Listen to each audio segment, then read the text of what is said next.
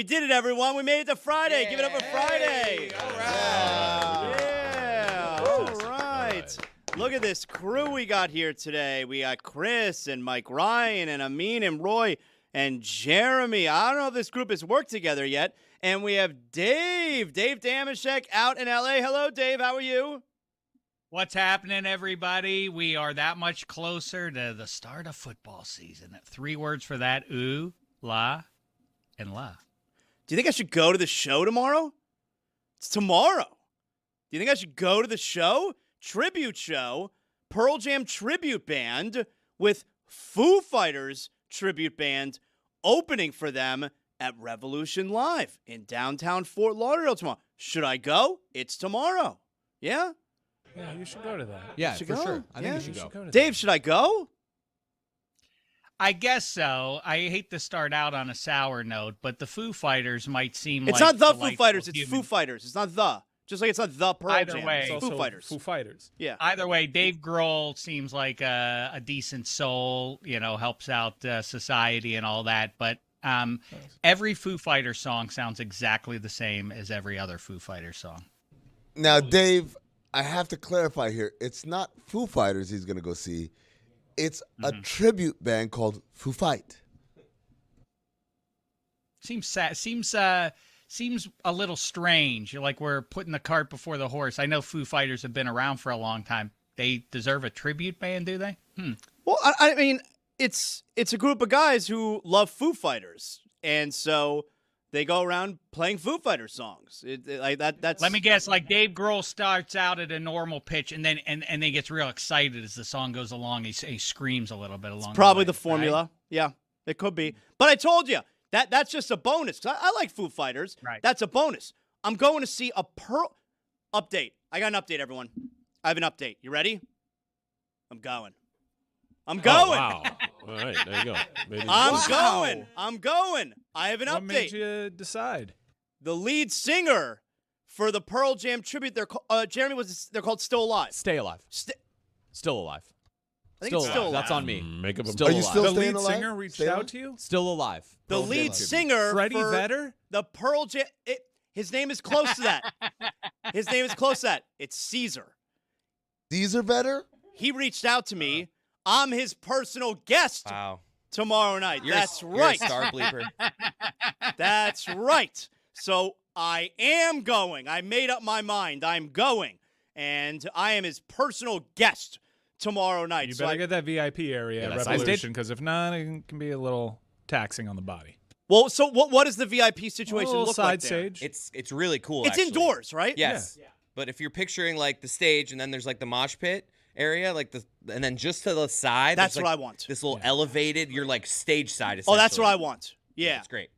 Now, Zaz, had it been outdoors, you just learned it right now. Well, because when I saw Wu-Tang there 15, 20 years ago, it was outdoors at Yeah. Revolution. But that's what I'm asking you. Had you right now discovered, by the way, it's outdoors, what would your reaction be? I would very much want the VIP area outdoors because there is a VIP area outdoors. That's where I was for Wu-Tang because I'm VIP. Everybody knows 2 things about me. They know one of them is I'm VIP. So I would want the VIP area for sure. But indoors, I'm not trying to have my – here's the thing. All right, let me lay in on something. Okay.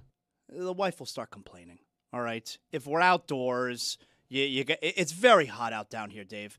My wife will start complaining. So the fact that it's indoor, that's huge, But how do I wiggle my way to make sure that I'm in the VIP area? Because I don't want to come off like a schnurrer, all right? I mean, if you're the guest of Freddie Vedder, then you should be fine. I'm the guest of Caesar. Schnurr. Schnurr? Is that I've a never thing? heard that. Dave, Even I haven't heard Dave, that. Jeremy? explain to the Gentiles what schnurrer means. Go ahead. He's right here. Well, yeah, I mean, these Gentiles, these goyim, don't understand the shit. Yeah, you don't want to be taking advantage too much of a situation. Right? That's what that is. I know a lot of Yiddish. That one. A missed schnurr me. is someone who's taken advantage, all right? That just like Dave said. You don't want to come off Spelling like, that one is difficult. yeah. Well, I think it's weird that VIP stands for. Like, people throw it around as though it's a formal term, but it stands for very important person. Yeah. When I learned that as a child, I was underwhelmed by it. Now, on the other side of things, we truncate a lot of LOL and all of that, and we bemoan that. Like back in my day, people didn't use that, except that the OG of that, the original of that is R.I.P. Can you imagine the character that came up with R.I.P.? Rest in peace. Someone has died. They're not going to be back for eternity, and we can't chip into the headstone, rest in peace. It must have been like 4:58 p.m. on a Friday. Like, let's get out of here. People know what I'm talking about. R.I.P. They'll figure out what it stands for. I mean, wasn't it the Undertaker? He invented Rest. What's your favorite acronym? I think I go Yak. I thought you were going to say BYOB. That's a good one. No, I that's didn't- terrible. I didn't think of that one. ASAP. That's the best one. Ooh. Hands down. I like Yak. Yard after catch. Oh, whoa. Yards after catch. That's why I he don't calls it like yak. the pretentious ass who talks about baseball and talks about RBI. They use RBI. Like he has 110 RBI on the season.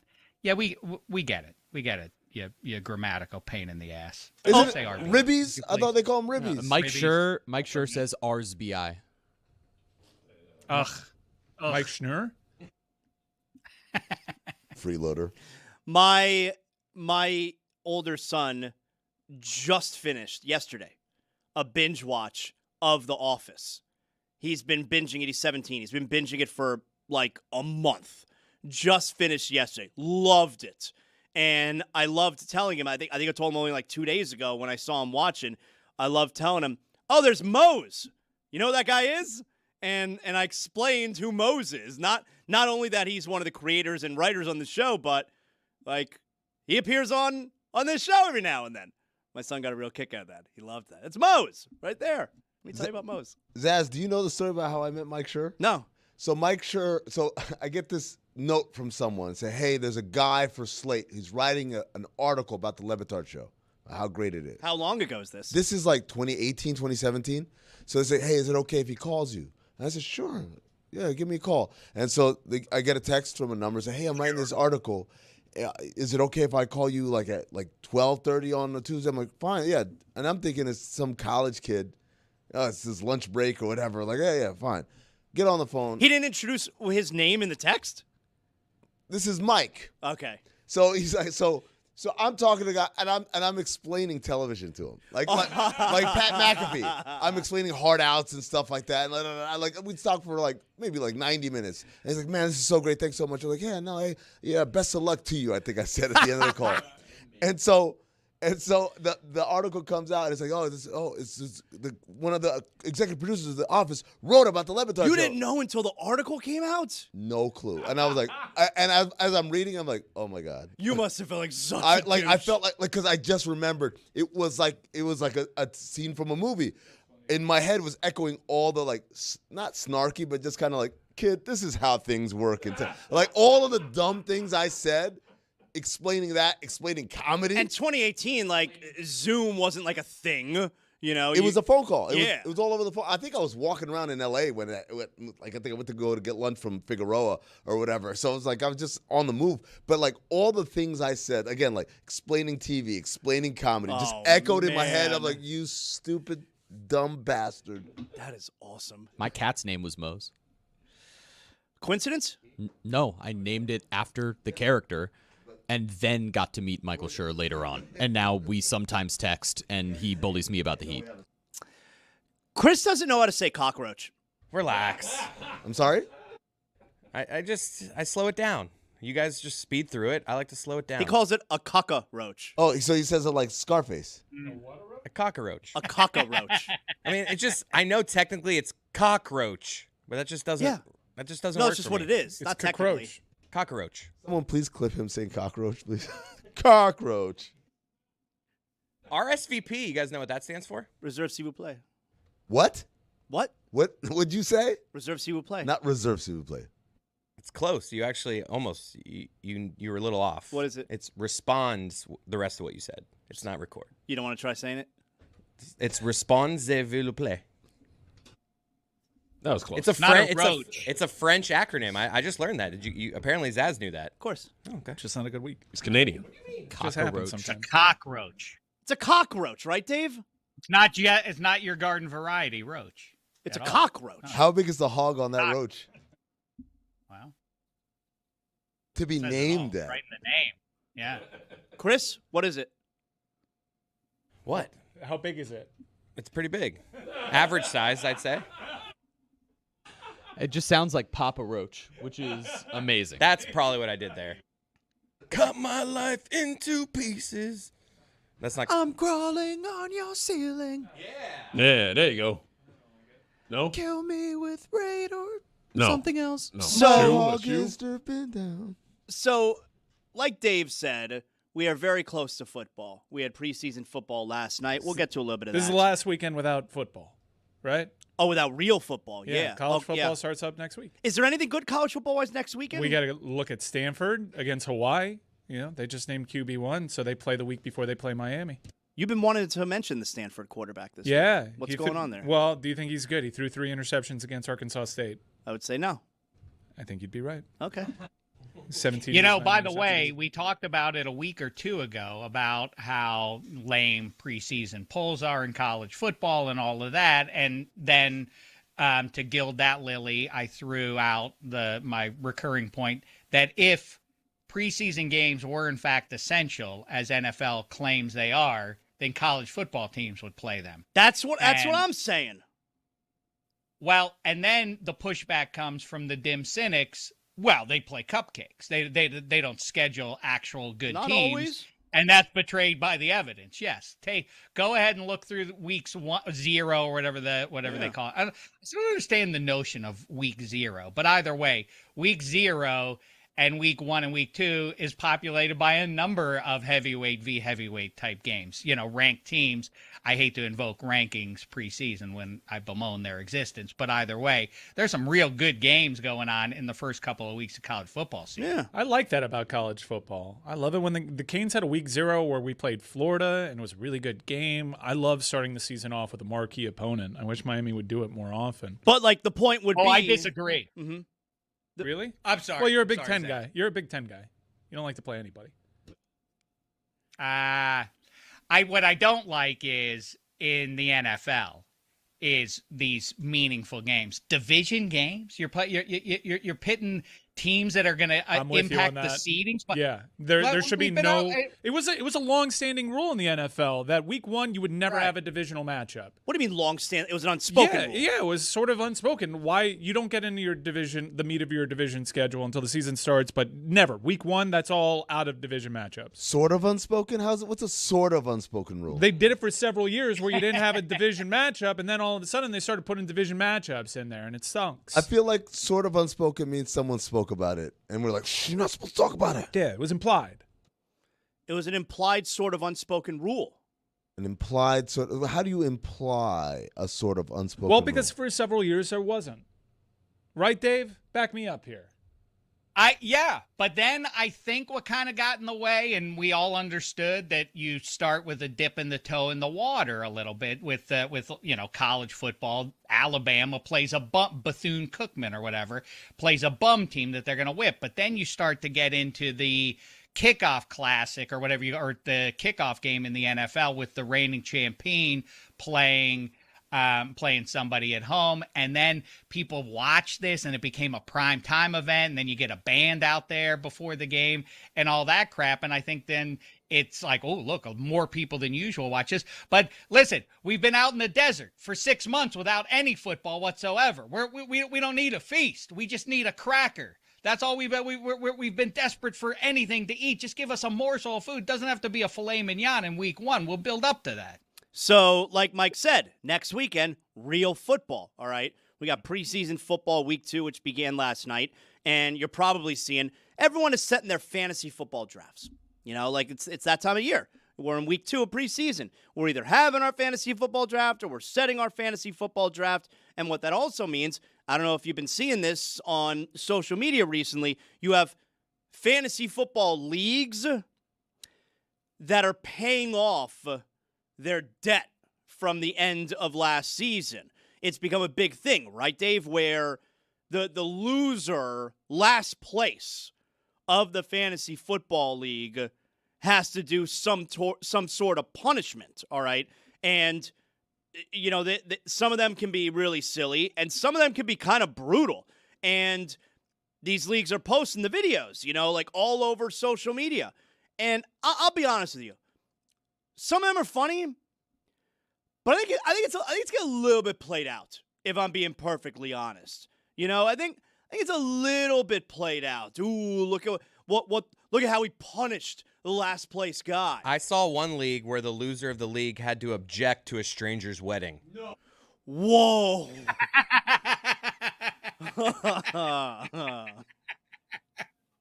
I've never been at a wedding where they actually ask that question. Does anyone here object? How about cry at a funeral? Cry at a stranger's funeral.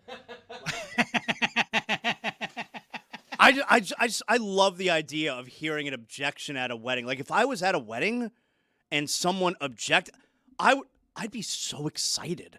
I would turn to my wife and go, "Oh shit, this is on."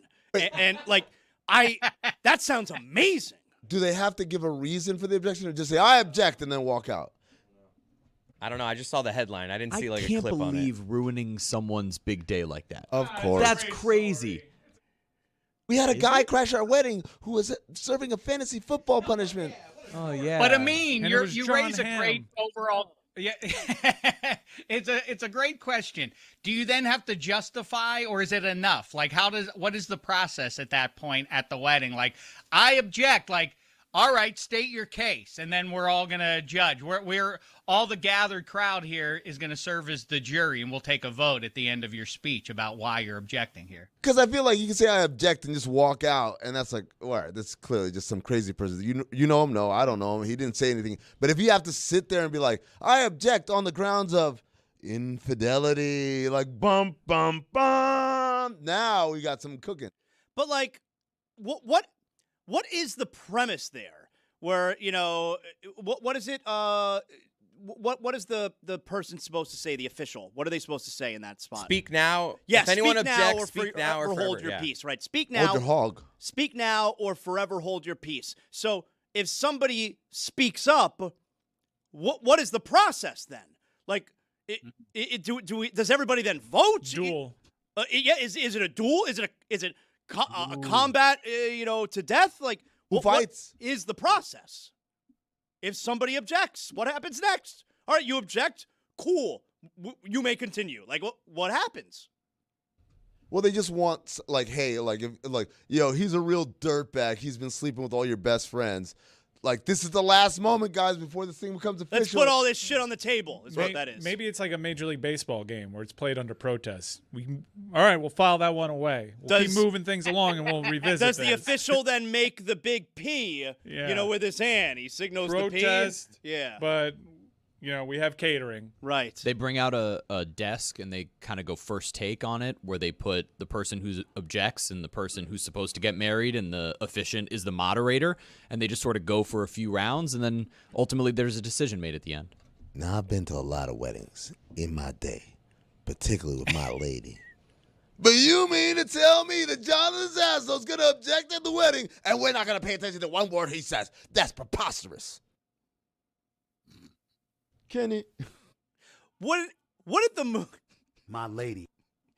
What did the move be? Instead of the person who finishes last in their fantasy league, because we do that so that you don't become a deadbeat owner, right? Isn't that the point? Where if you finish last, your team sucks, so now you're not paying attention more, and you're a deadbeat owner. Well, no, there's a punishment. So, but I guess I understand that.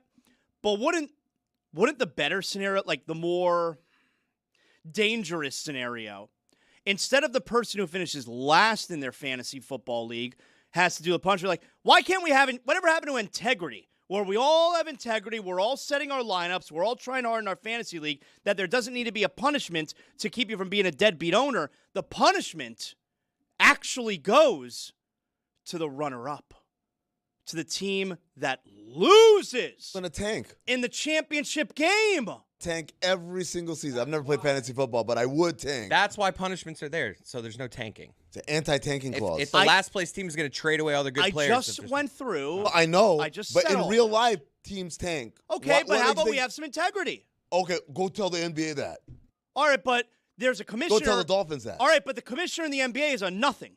And if your commissioner's worth anything in your fantasy football league, he'll keep shit in order. You don't think the Giants and the Raiders were tanking by the end of last year? I'm just trying to say, can you imagine the stakes in the fantasy football championship game? The winner gets all the money, and the loser has the punishment. Yes, the loser does have the punishment. You know who the loser is?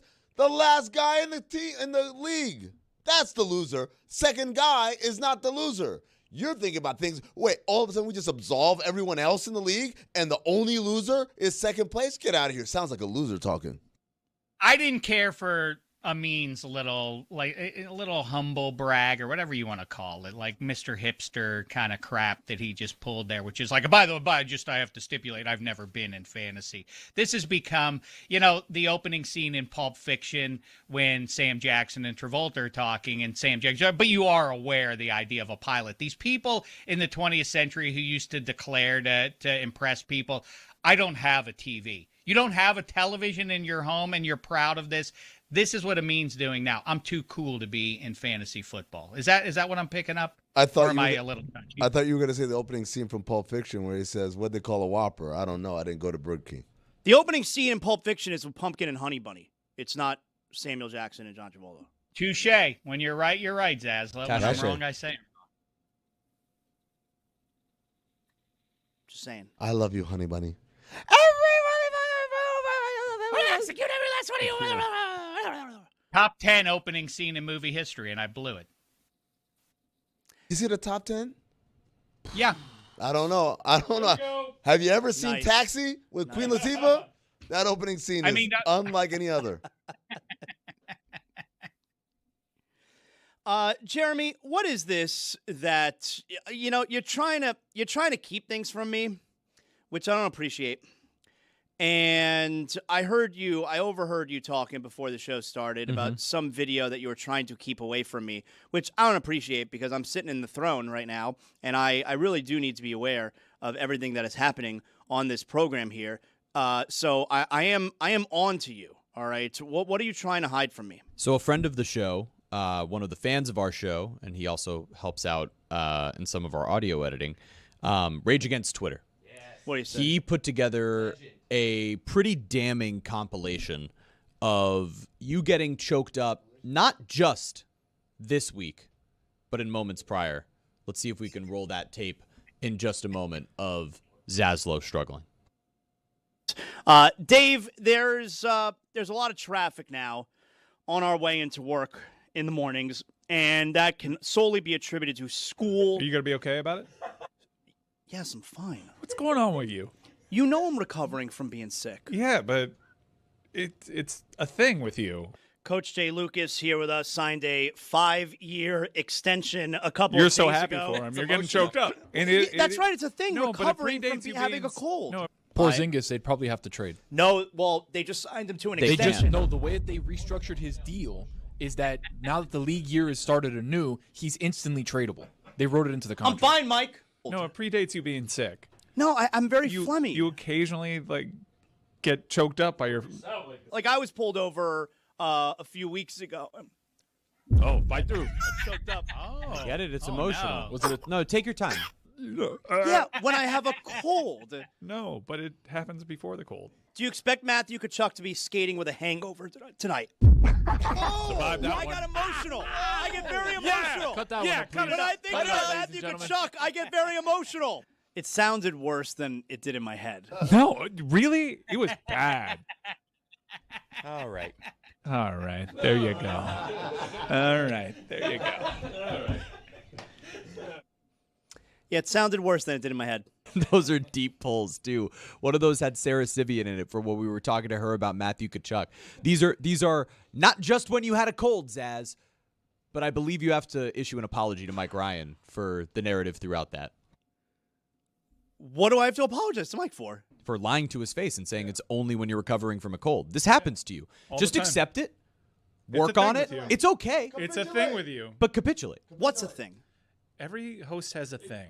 For you, you get choked up. For Dan, he occasionally has that thing stuck in his throat. That noise too, occasionally from Dan. He can't hear it himself. No, that's Greg's I have- stomach. I have to be in his ear. Behind. And then he blames it on my dad.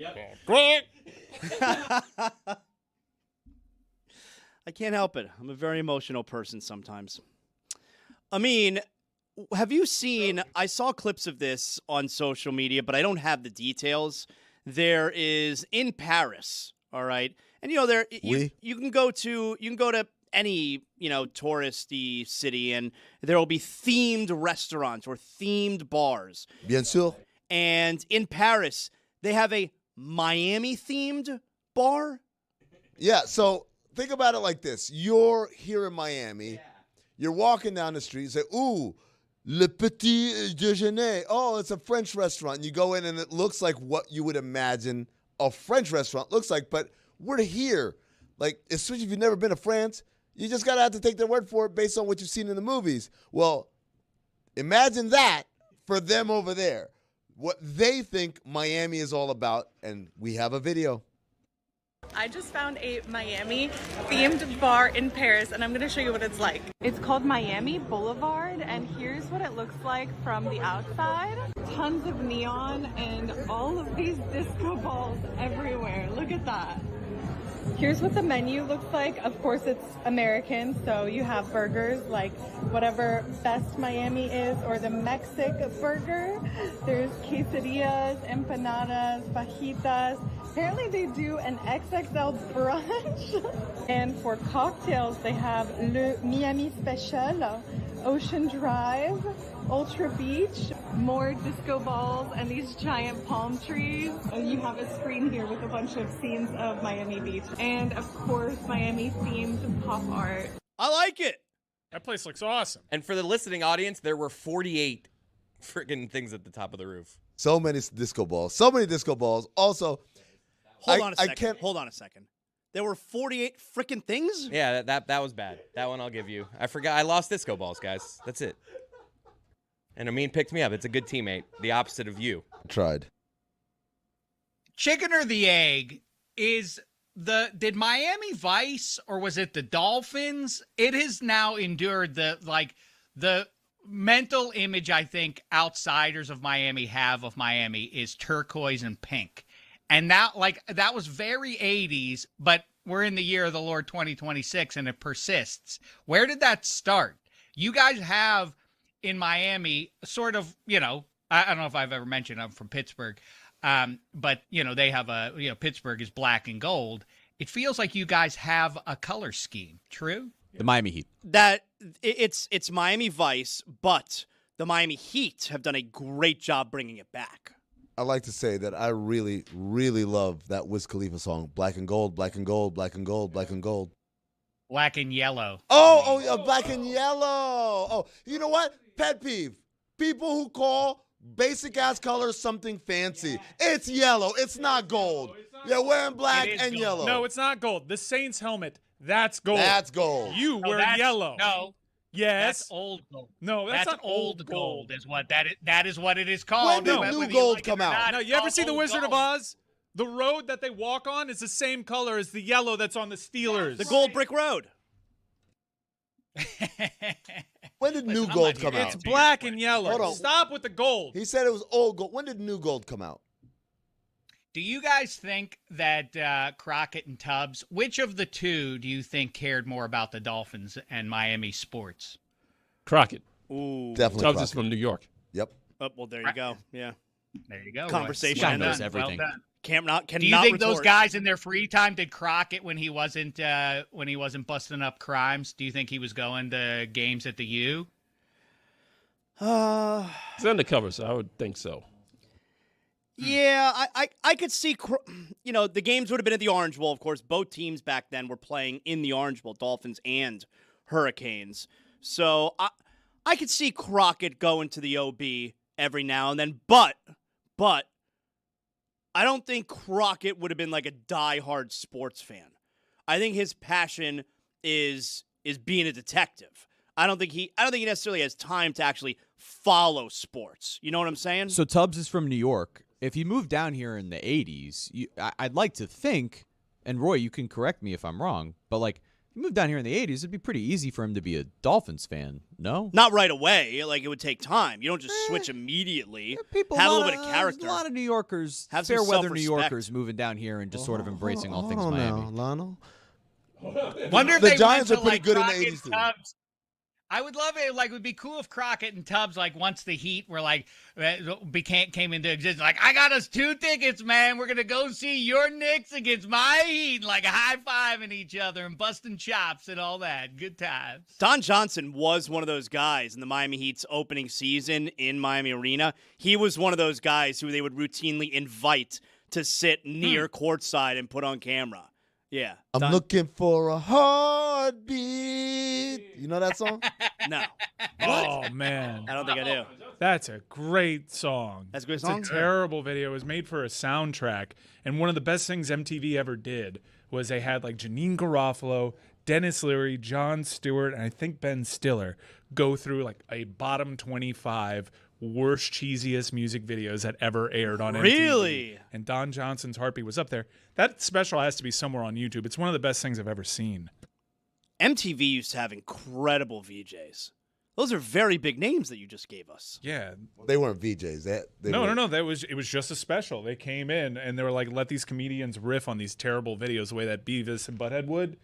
It was like a predecessor of I Love the 80s or whatever. But some of those you remember were VJs, like Janine Garofalo was, Ben Stiller Ben Stiller had a was. show. He wasn't a VJ. He had the Ben Stiller show was an actual show. Yep. A VJ is like just like, all right, guys, Yeah, coming yeah, up, we yeah. got the new Backstreet. Like that's a VJ to me. Downtown Julie Brown. Oh, Yep, that- of course. Ananda? What was the one who passed away recently? Ananda. Right? Yeah, Ananda Lewis. R.I.P. Was that her name? Ananda Lewis? How about, man, I used to love that MTV. When you used to see Kurt Loder come up on your television, you Dun, dun, dun. knew shit You was heard that noise. Shit Dun, was dun, dun. popping off. Who died? Yep. Shit was popping off. You know Kurt Loder's Did he in his- toss to the video black and gold? Black and gold, black and gold.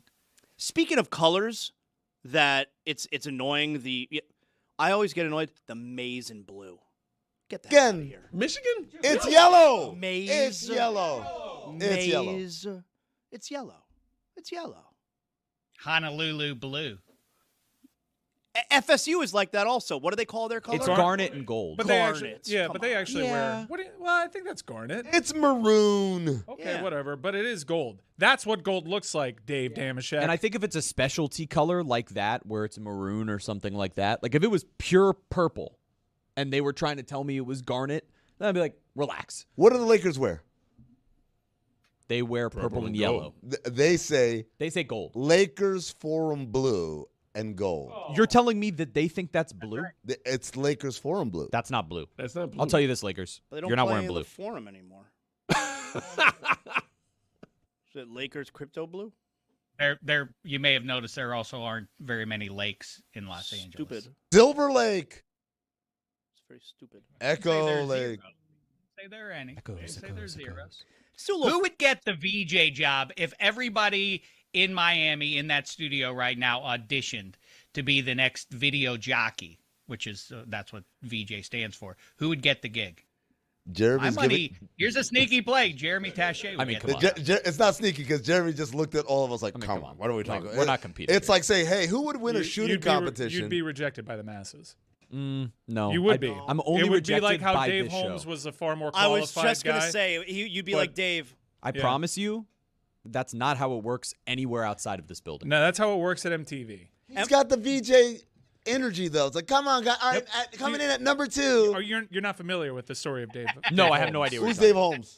Google Dave Holmes. Dave So Holmes. Total Request Live had a, be an MTV VJ contest. And the final 2 is Dave Holmes, who was super qualified. And what was the other guy's name? Jesse? Jesse. Oh, the guy with the long hair that they got from outside? He had an addiction issue. Oh, he was all. I mean, like that's. Oh, come on. That's clearly some producer saying, no, give me the comedy of this. Yep. And Don't- that guy it won. It was voted on by the fans. Yeah. And Dave, Oh, I you- was so mad because Dave on merit was, and he still has had a really good career. Good follow.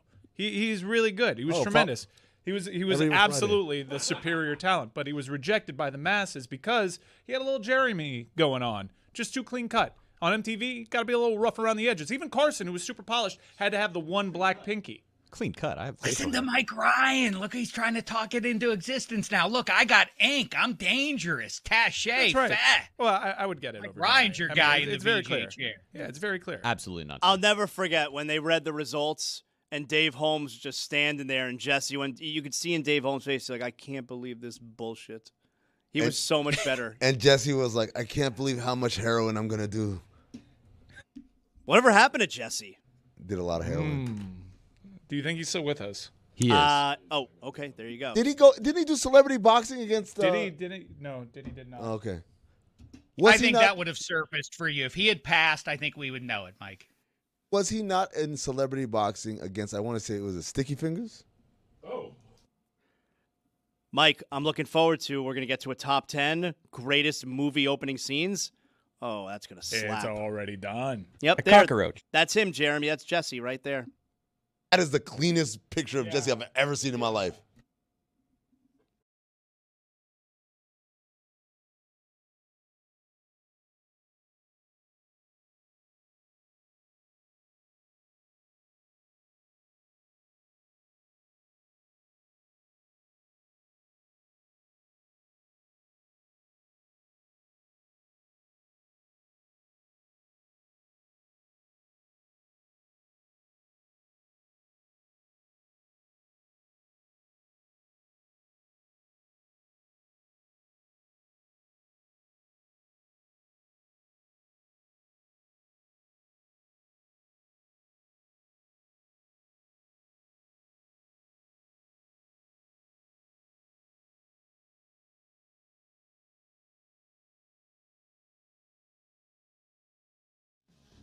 Greg, you just said moments ago something that I've heard you say most of the time that I've known you.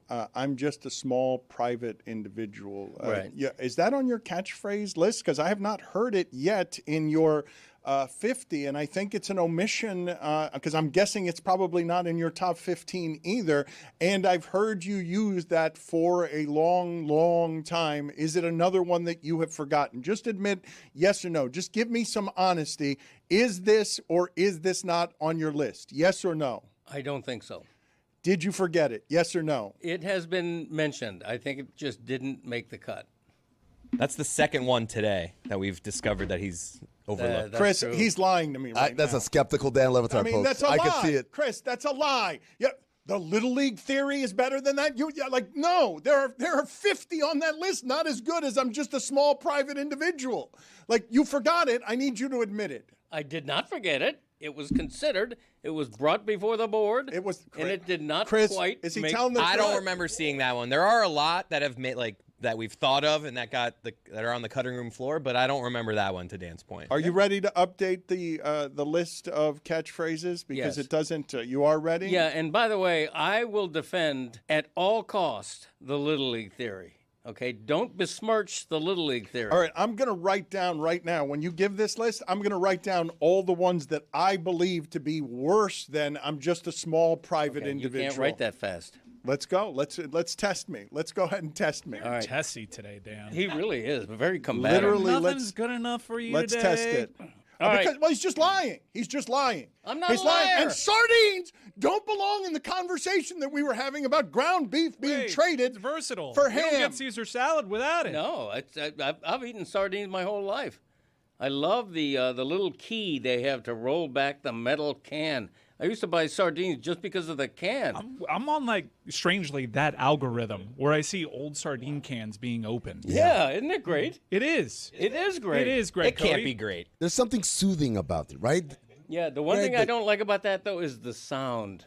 That I like the whole sound of experience. metal breaking from metal. Honestly, the sound boosts your argument here because sardines are an entire experience Yeah, where it filet is. mignon may not be. Yeah, no, that's very true. What's the word for getting off on the sound of food?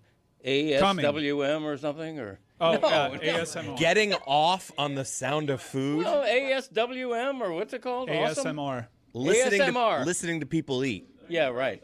I'm into Getting off on it. that. Yeah, no, it's a whole thing. We used to say that. I got That was many a people phrase. come up to me and say, that thing that you did with Sam Van Gundy, I jerked off to it. I'm a sucker for listening to people eat, but I've never gotten off to it. Okay. I mean, all right, so much to cover here. Okay. So it's not getting off to the sound of food. I don't even know what the sound of Oh food no, there is. are people that do. They do. Okay. Yeah, it's a thing. That's what I was going It's for. the lip smacking. No, though. there's a whole seedy underbelly of ASMR, which is just people cranking it. It's strange noises. It's not the sound of food. I still don't know what the sound of food is. What's the sound of food? It's the sexual fetish no one talks about. What is the sound of food? Describe to me the sound of food. Is that what you're describing? The sound of chewing? The sound of... Oh, there's crunch. And also it's, that's good. My dick just jumped. I saw it. In Dan's defense, I've never heard a banana make a noise on its own, though. The sound of food. When you peel it, there's a sound. There's A little bit. It's Very like appealing. a little. So what?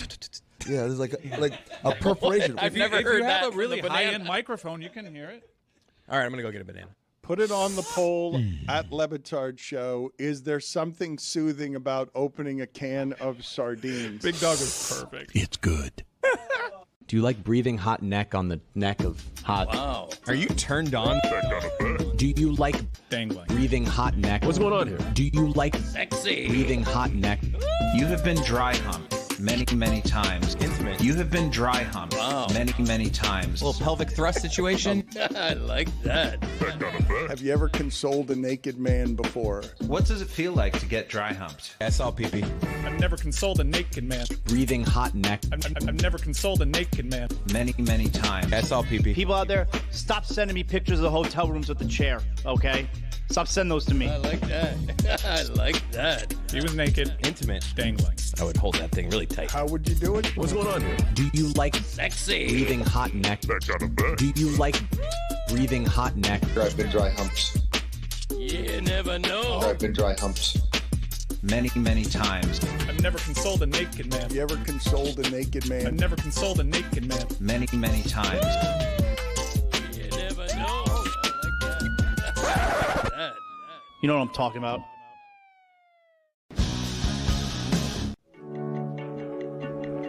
Hey, make sure you're not late.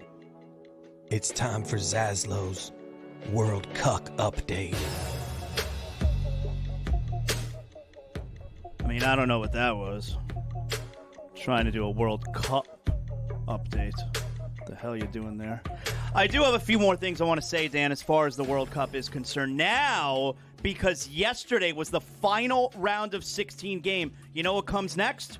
You know what's next after round of 16? I cannot believe how electric this World Cup has been. It really has So been. good. All the we finally have the good matches that give life to this being one of the greatest tournaments of all time. We were missing those bangers. And Argentina in back-to-back matches give us instant classic after instant The classic. Cabo Verde game was insane. Against all-time African underdogs. They run up against the greatest player at the tail end of his career, still having enough for one last Mike, job. let me tell you what, that 13 on Cabo, what a shot. This is Shot of the incredible. tournament. A Did you see it world- bend? And how about those fans? Did you see It it was bend, a Dan? literal movie. It was crazy. He runs into the sand, Gets finds over. his lady. Boom. That's how you end the movie, folks. That is He was looking, unbelievable. and the security was like, no, go back. And he's That's like, no, love. no, where is she? That's love right there. She's got to know also to come down the stairs. What are you doing?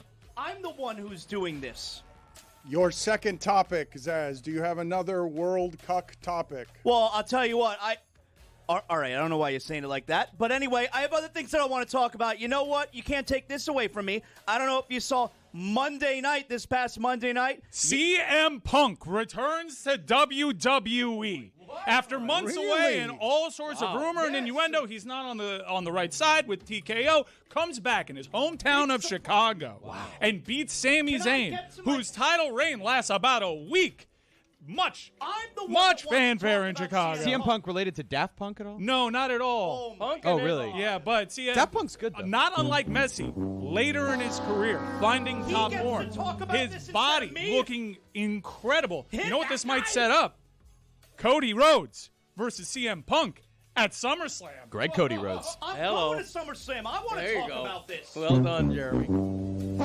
Your third topic, gotten Zaslow, the of lap. this World Cup update. You know what? Actually, I'll allow you to call it that here because there's a movie that just came out that I want to watch. It's by our pal Billy Corbin. It's called God That's Forbid. not just coming out. It's 5 the years most ago. popular documentary in the history It of Hulu. just came out. No, I mean, Dan, it was you saw the several movie. years What did ago. you It think? was excellent.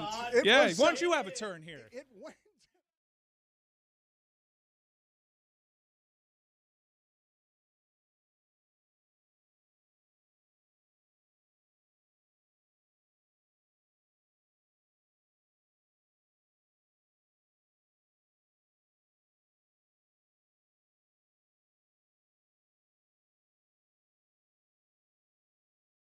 This episode of the Dan Le Batard Show is presented by DraftKings Sports.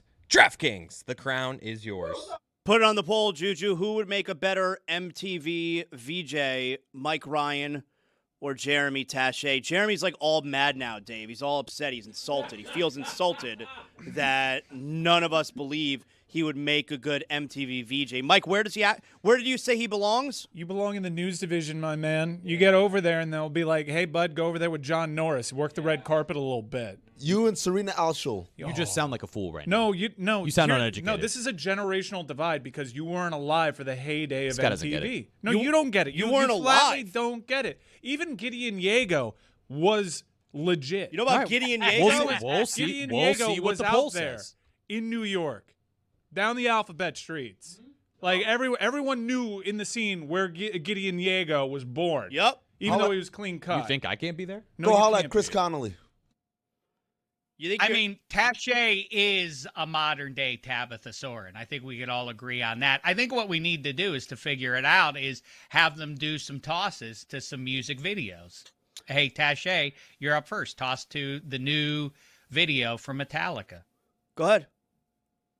All right, we got a great one for you guys here. No, No, man. We're talking about Metallica I don't here, believe man. What are you. you talking about? Metallica They're ready fans. to rock. Hey, metalheads! Metallica is back with a brand spanking new video off the Mission Impossible 2 soundtrack. Here it is, I Disappear.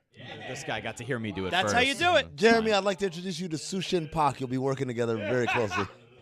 That's how you do it. Juju also put this on the poll. Is Jeremy Taché a modern-day Tabitha Soren?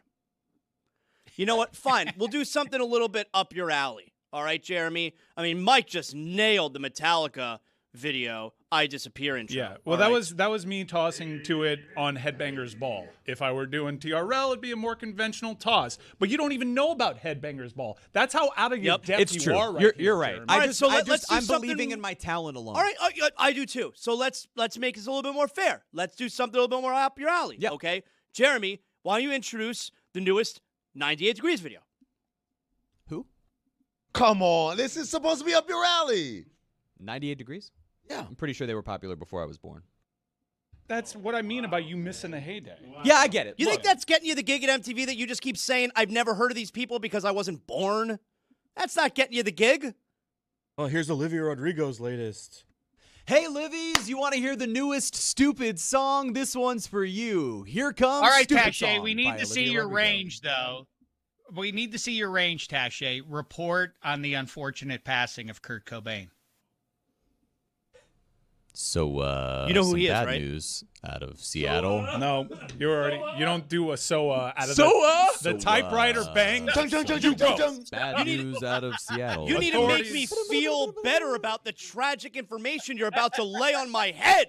Do you think your family will be upset about the passing of Kurt Cobain? All right, I think everyone knows. So, You're Tabitha Soren. toe in think the it's dirt, Tabitha in the Soren. ground. Yep. All right, here's a top 5 opening scenes in cinematic history. Yes. Right. OLI. Spectre. A cockroach. Never seen it. You've never seen Spectre? We've been through this before. I've only seen one James Bond movie. Which one? The first one. I'm trying to watch them The in order. first James Bond movie? Is it Casino Royale? I'm trying to watch them in order.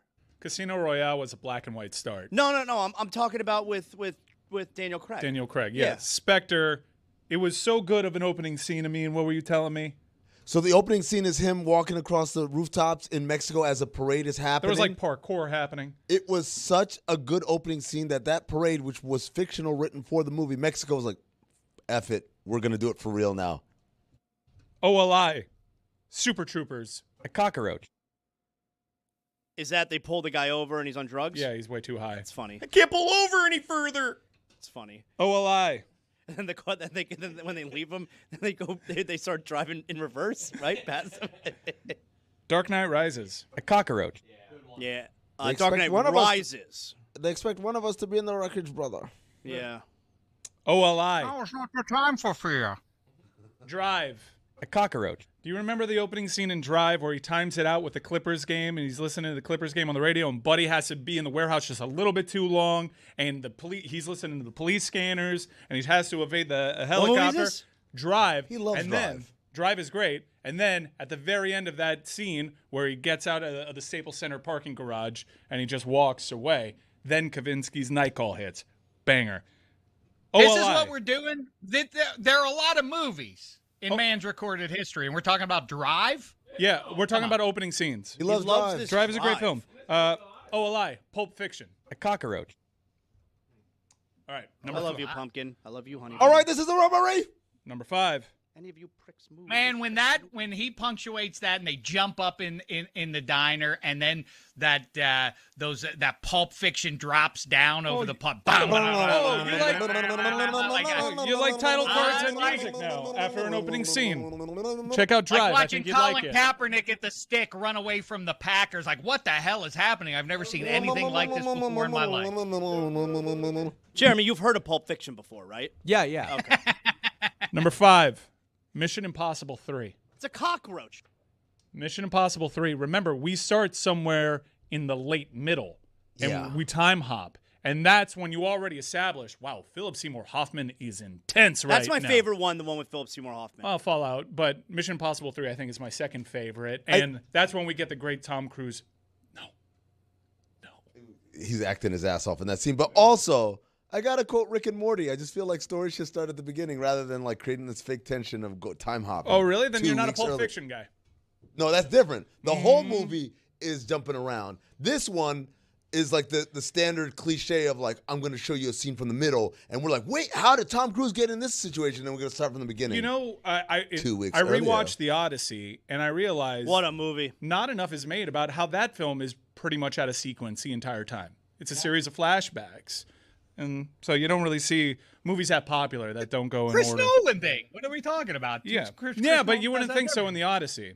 But they do a lot of callbacks. Number 4, Reservoir Dogs. It's a cockroach. What a movie.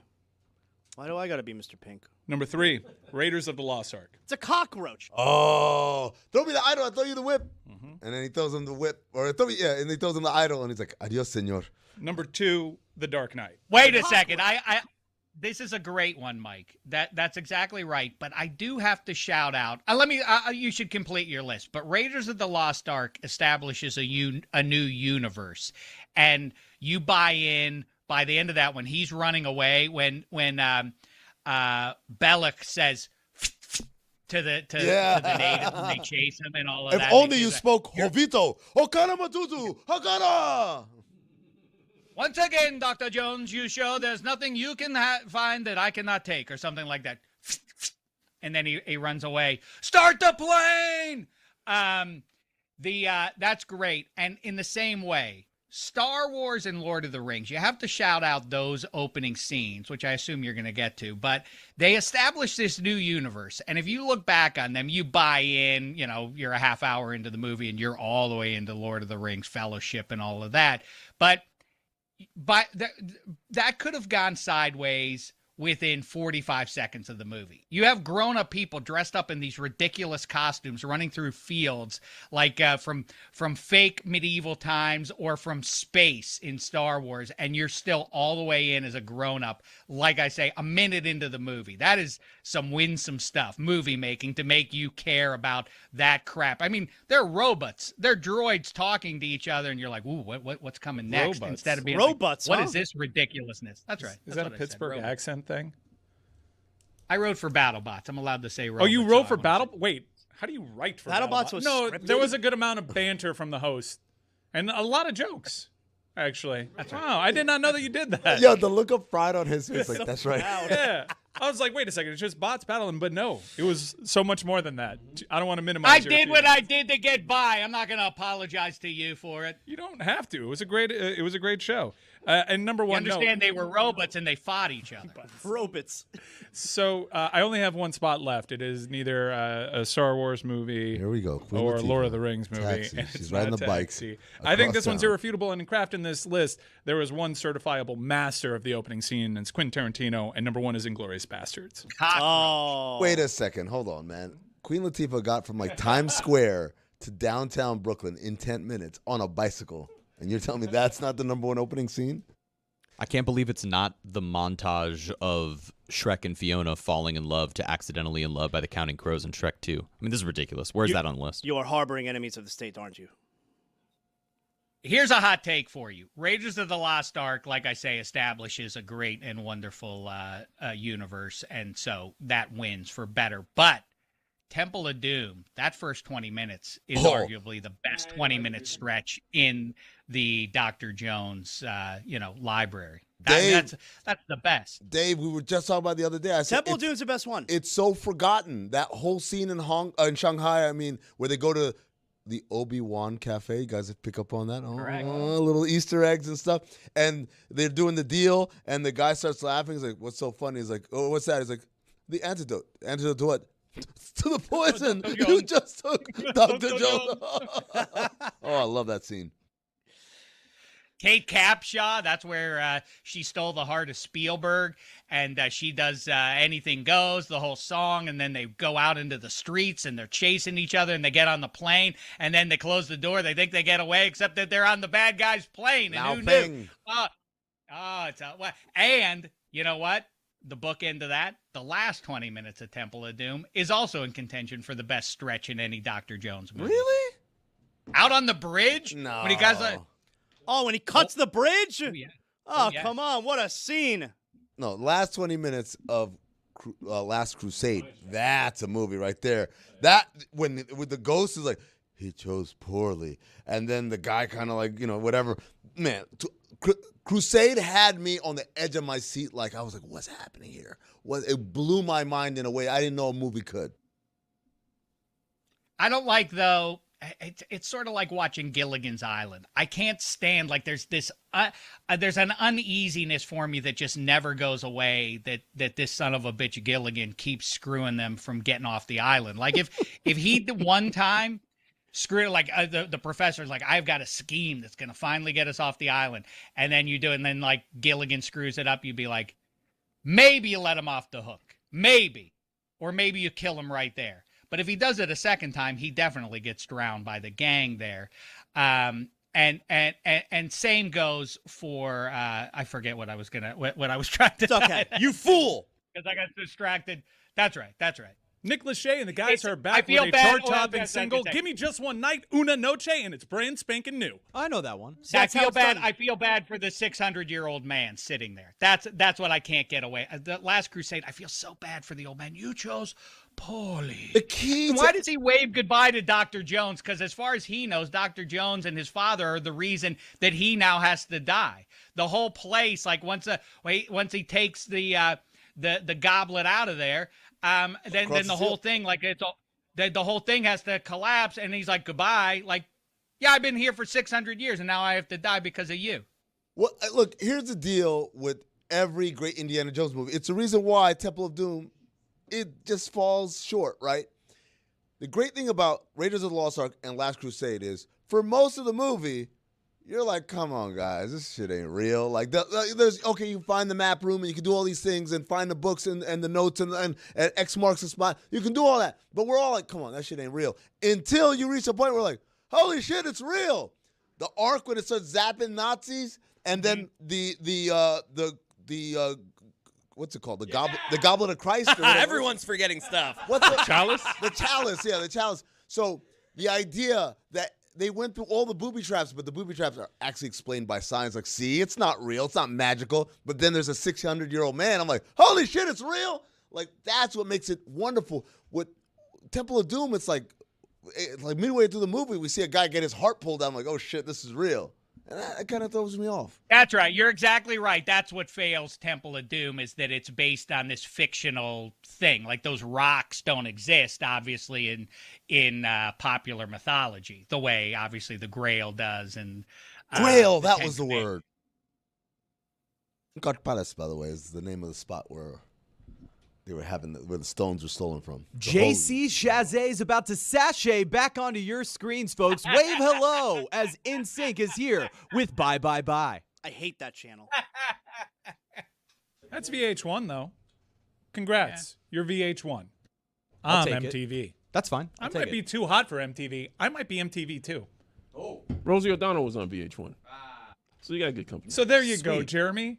Well, you know what? Mike That's more your Ryan lane. hasn't really proven a whole lot. He's critiquing his competition. What are you talking but about? Mike Ryan, why No. don't you let everybody know about Michael Jackson getting divorced from Elvis's daughter? I'm not a news. Chung chung chung. I'm not a newsman. I'm a VJ. All right, so I Okay. guess the news goes unreported now. No. We have What I Jeremy. do is, here's John Norris with some breaking news on the King of Pop. That's what I do. Not bad. That's what I do. That's what I bring to the table. Or I could be like, here's Jeremy Taché with some breaking news on the King of Pop, because he's not a VJ. He's news. Let's pretend Amin is Pauly Shore. And You're the talking Daddy? at the MTV. Yeah, the Wheeze. Yeah, you're there with the Wheeze, Mike Ryan, and you're at the MTV Summer Beach House, and you're just like, Is it the hey, Summer you of two Ska? Just have some fun here. Vamp around. We have to fill 2 minutes till the top of the hour. Go ahead, Mike and the Wheeze. Go ahead, take it away there. Have some fun, guys. We're here at the MTV Beach House, and Big Bad Voodoo Daddy is about to get going. It is the Summer of Ska, as you know from the hit blockbuster Clueless. It is taken over. Pauly, what are you seeing out there? Let me turn on my bike, buddy. Yeah, it's a lot of not funny quotes from movies that are not funny, like Encino Man. Here's Gin Blossoms. The Big Bad Booty Daddy. Best It's a different band. Best Pauly Shore movie? Son-in-Law. Ooh, Son-in-Law? Son-in-law's a good movie. I like Carlo Jury Duty. Biodome. Carlo Gugino? Oh, Gugino. Yeah, in Right. the army. In the army now is pretty good too. In the Army Now is good. There is no such thing as a good movie that has Pauly Shore in it. Sorry. Judgito, bite my burrito. You're not endearing yourself in any way to me. What do you think Son-in-Law is on Rotten Tomatoes? I'll bet Son-in-law's got a decent score. 2%. Get the hell out of here. You all right? It's definitely eligible for Cinephobe. Son-in-Law? Oh, man, it's kind of low. Every Pauly Shore movie qualifies on Cinephobe. Cinephobe, what Cinephobe, you ask?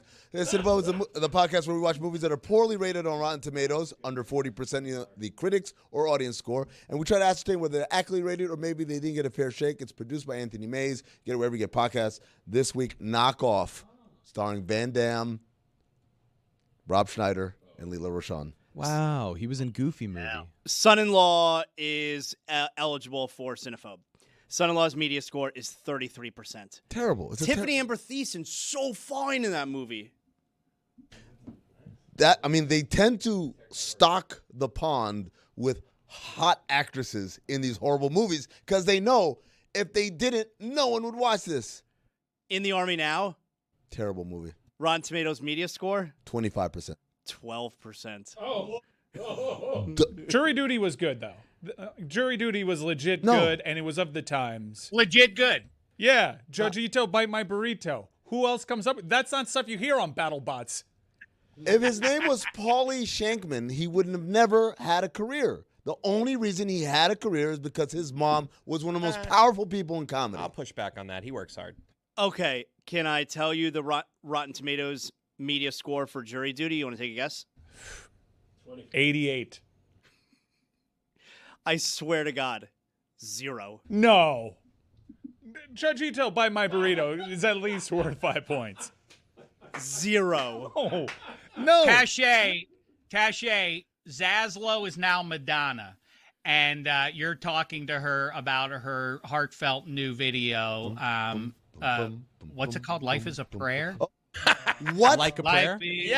Like Life a prayer. is a prayer. Hold my on. God. Time out. I can't remember what it is. People I'm not auditioning. Pause. I'm not auditioning for a VJ job. I 20 don't need to second know about timeout. 20-second timeout. Prayer. Wait, VAR. Whatever. Did you say life is a prayer? I couldn't remember what the name of Life is a mystery. Mistakes. Everyone must stand alone. What a banger. I hear you call my name. That's a Los Roses banger right yeah. there. That's a Touch Tunes. That's a Touch Tunes Hall of Fame. Every Friday. Yeah, Madge. On the heels of La Isla Bonita, you decided to go with something religious in subtext. Now, this is very controversial. Protestants are very mad. How do you deal with the controversy? I mean, I'm good at this. I'm straight up good at this. You ready for this Hold synopsis? on, like to hear hold on, Madonna hold on, respond. hold on for a second. Jeremy, what was the controversy about the Like a Prayer music video? What was the controversy? Oh. There was Yeah. a massive controversy about Yeah. that video. You want to be a VJ? Sacrilegious because it was a Jesus of color. That's what I was. I swear to God. Yeah, you were gonna do that. Swear to God. So watch this. Watch I this. swear to Black Jesus. Swear I to was gonna say. Afro-Latino Jesus. I was going to. So Jeremy, Swear to you can backup dancer Jesus. you can redeem yourself. You can win the points back if you can tell me who played Black Jesus in that music video. I'll give you. You want a hint? Yes. Other movies in his discography. The Temptations. Well, Roy's laughter makes me feel way less confident. I need the black internet for this. Above the Rim. Just say Lorenz Tate. Stop acting like Just you say have it. something. I don't have it. I'm not even close to having it. You're sweating. I feel uncomfortable. Roy, you want to help him out? Leon. So close. Leon from Cool Runnings, right? Yeah. Cool Runnings. New York I would Undercover. have gotten there if you gave me Cool Runnings for sure. Yeah, but you had to zero in which black guy. I was really close to saying Lenny Kravitz. Dougie like, Doug or the whatever. other dude from New York. The other dude from New York Undercover, the Puerto Rican dude, he was in the Bad music video. Hold on. I now I want to imagine the Like a Prayer video if Dougie Doug played. Oh man, God, we're old. Hell yeah. Here's the Tache, can you give us an update from the Michael Jackson trial? It's very big news on it. And action. The latest from the trial on Michael Jackson.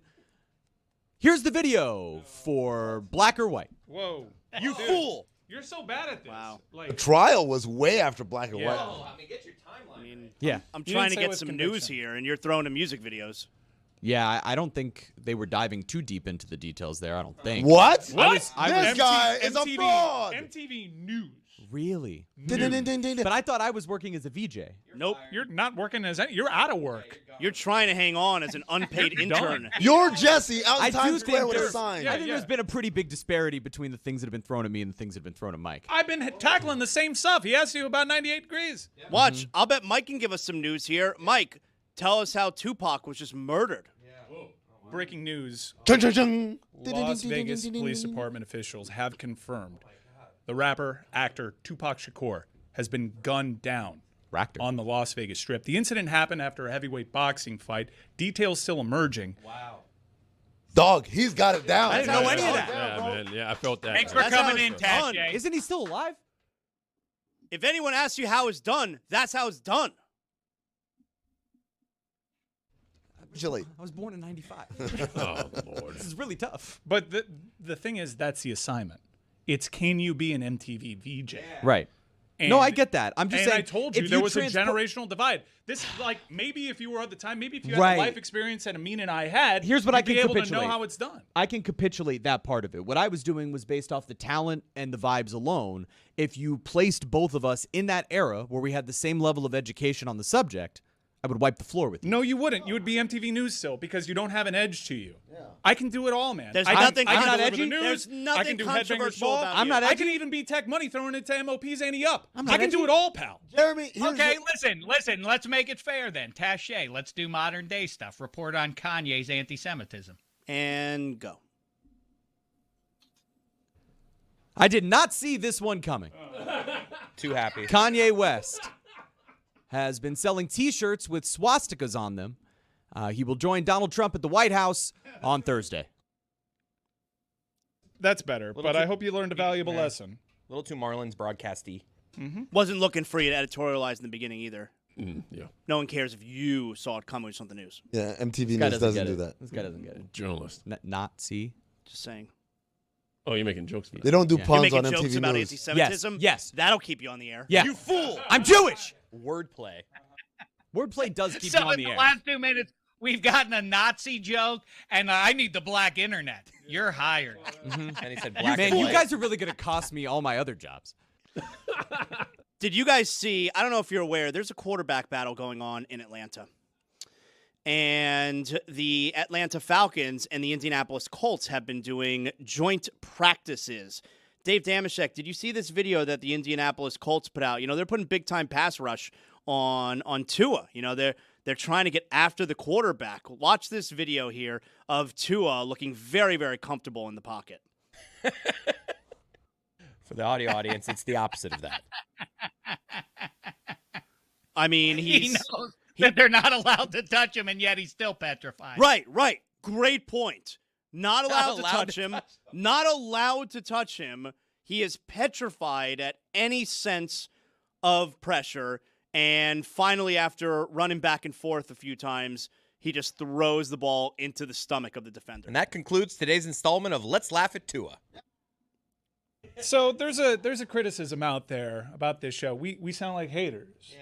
And, really laughing at his misfortune. And I get it, but also I don't think the nation gets what he put you guys through.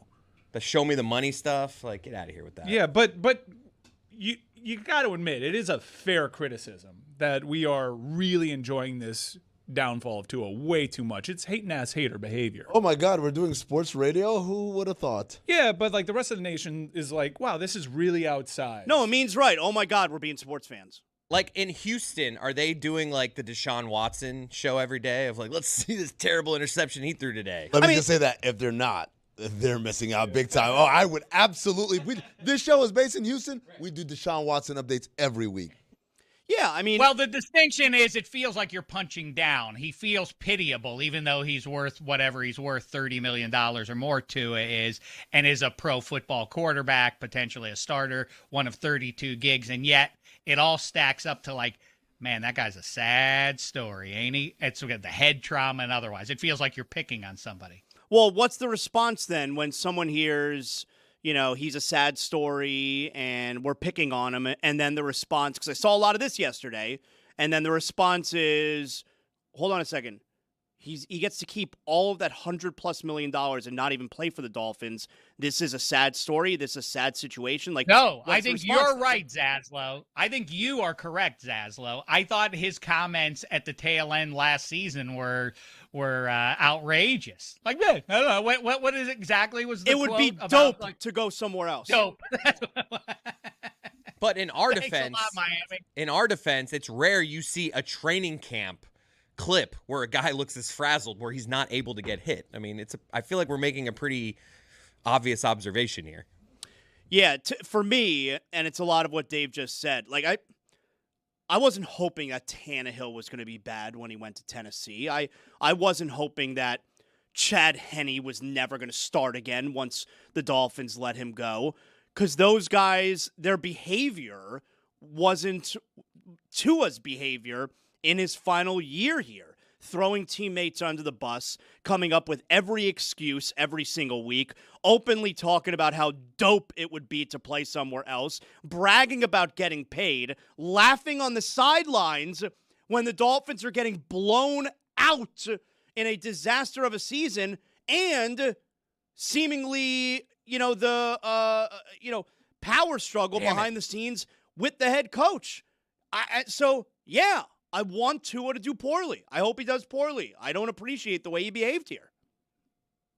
I think now, I agree with that, and I spiritually sign off on being a raw Dolphins fan, in your seat, though. I do also understand what Mike's saying. From a distance, you may not be aware of that, and it feels like you're just making fun of a guy who's been doing the fencing thing on the field one too many times, and he feels like a pathetic guy at this point. But that's in the rear view. Now you have Malik Willis, and I find it fascinating that we know the Dolphins do not want to make the playoffs. They want to miss the playoffs and set up for 27 and beyond.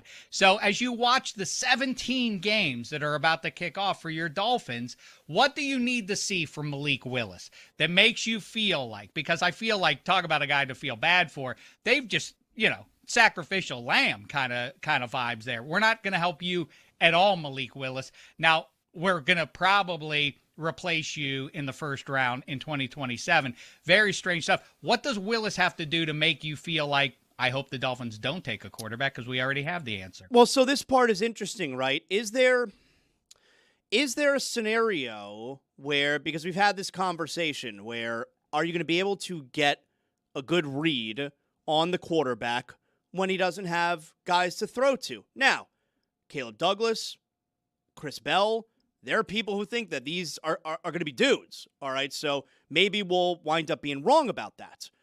But is there a world where we can tell that Malik Willis is a good quarterback, but the Dolphins still lose a lot of games? So they're in the scenario, they're in the situation where they have a high draft pick and they can choose to replace Malik Willis at quarterback if they want. Like, you understand what I'm saying? Can it be both, that they're going to get the high pick in the draft and face this scenario, but we also believe, you know what? Malik Willis is actually pretty good. Can those two both happen at the same time?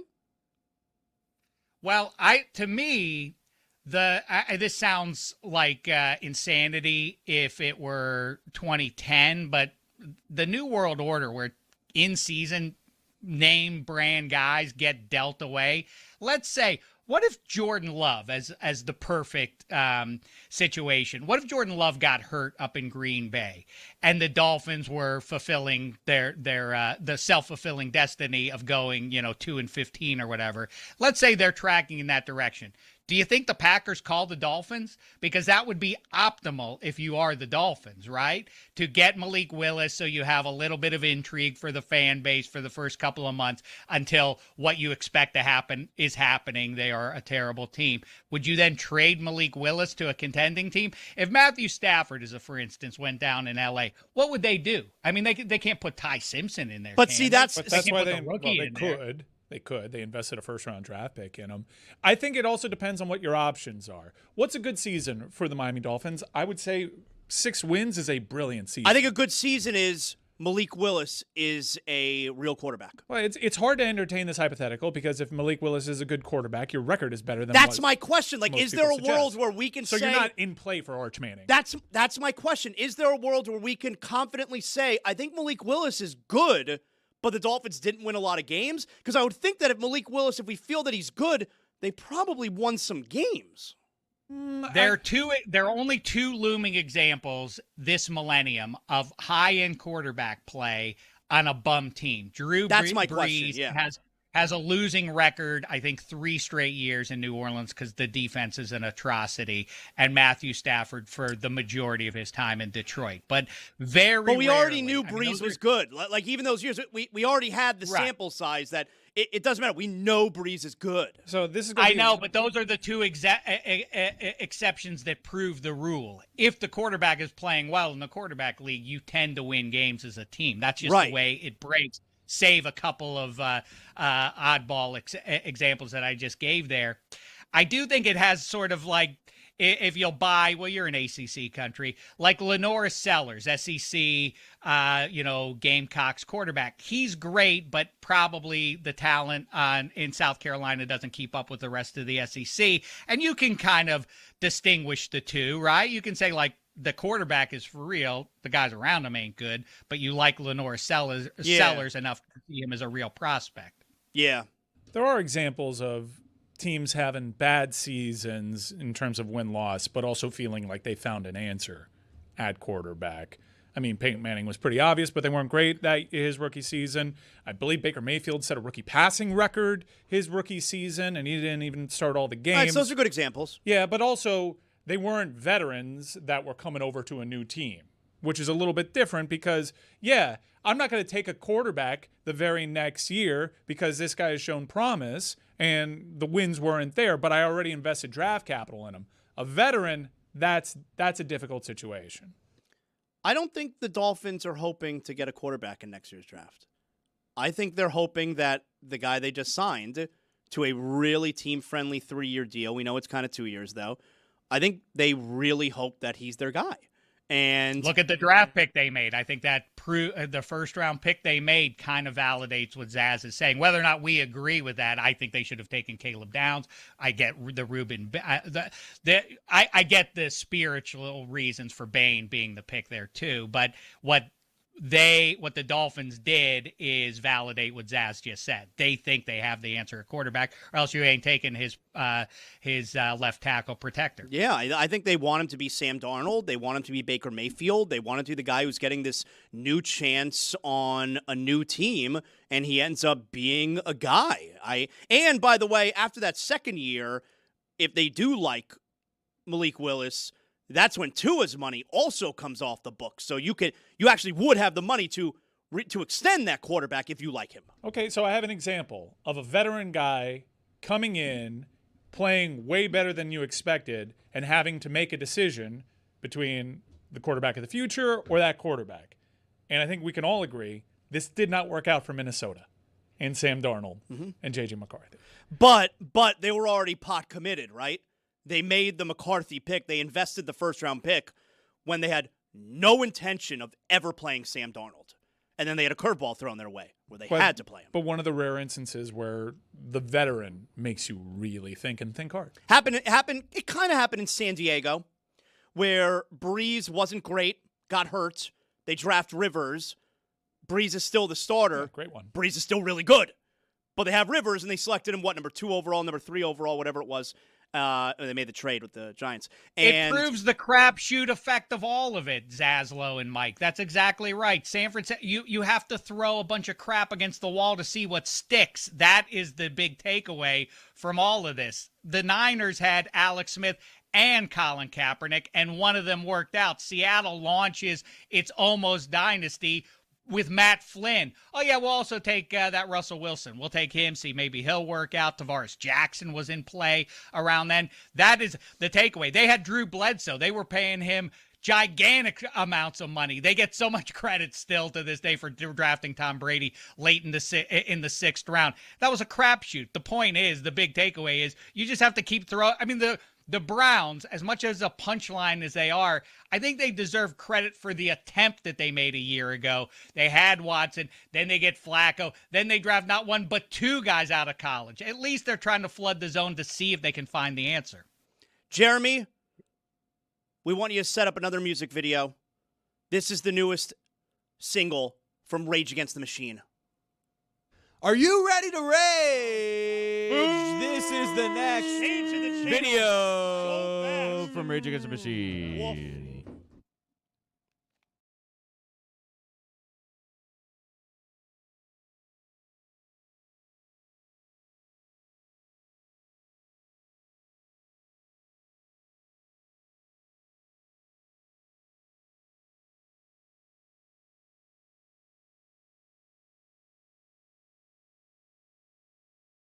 Let's do gas bag of the week. Roy, what is it that needs context here on who's speaking and who is the gas bag of the week? All right, so Steve Eisman stepped down as general manager and executive vice president of the Detroit Red Wings. Having problems up there. Dylan Larkin wants to be traded. So a sports fan called into a Detroit radio station and gave his theory about why he's been so bad as general manager. Tim is next on 97.1. Hello, Tim. There was a clip a few years back on TNT where they were interviewing Yzerman in between periods, and he basically said, without saying, he smokes a nice one, every once in a while to relax. Do you think maybe he was on Devil's Lettuce a little too much? He was a little too passive, perhaps. What? What, think that they're high? Do you think that was a factor? No. What? Do we think that Steve Yzerman struggled because he's a pothead? Is that what you just asked us? No. No, I don't. And did he admit that? No, I feel like if he admitted that, are you on the Devil's Lettuce? Are you the pothead? What? All right. Well, there's that. No! Gas bag of the week. Does that deserve applause? I love radio remotes. Birds chirping in the background. The soft sounds of you adjusting your headphones. Are you on the Devil's Lettuce? The fact that that's probably a car dealership. Oh, that's hot. I like that.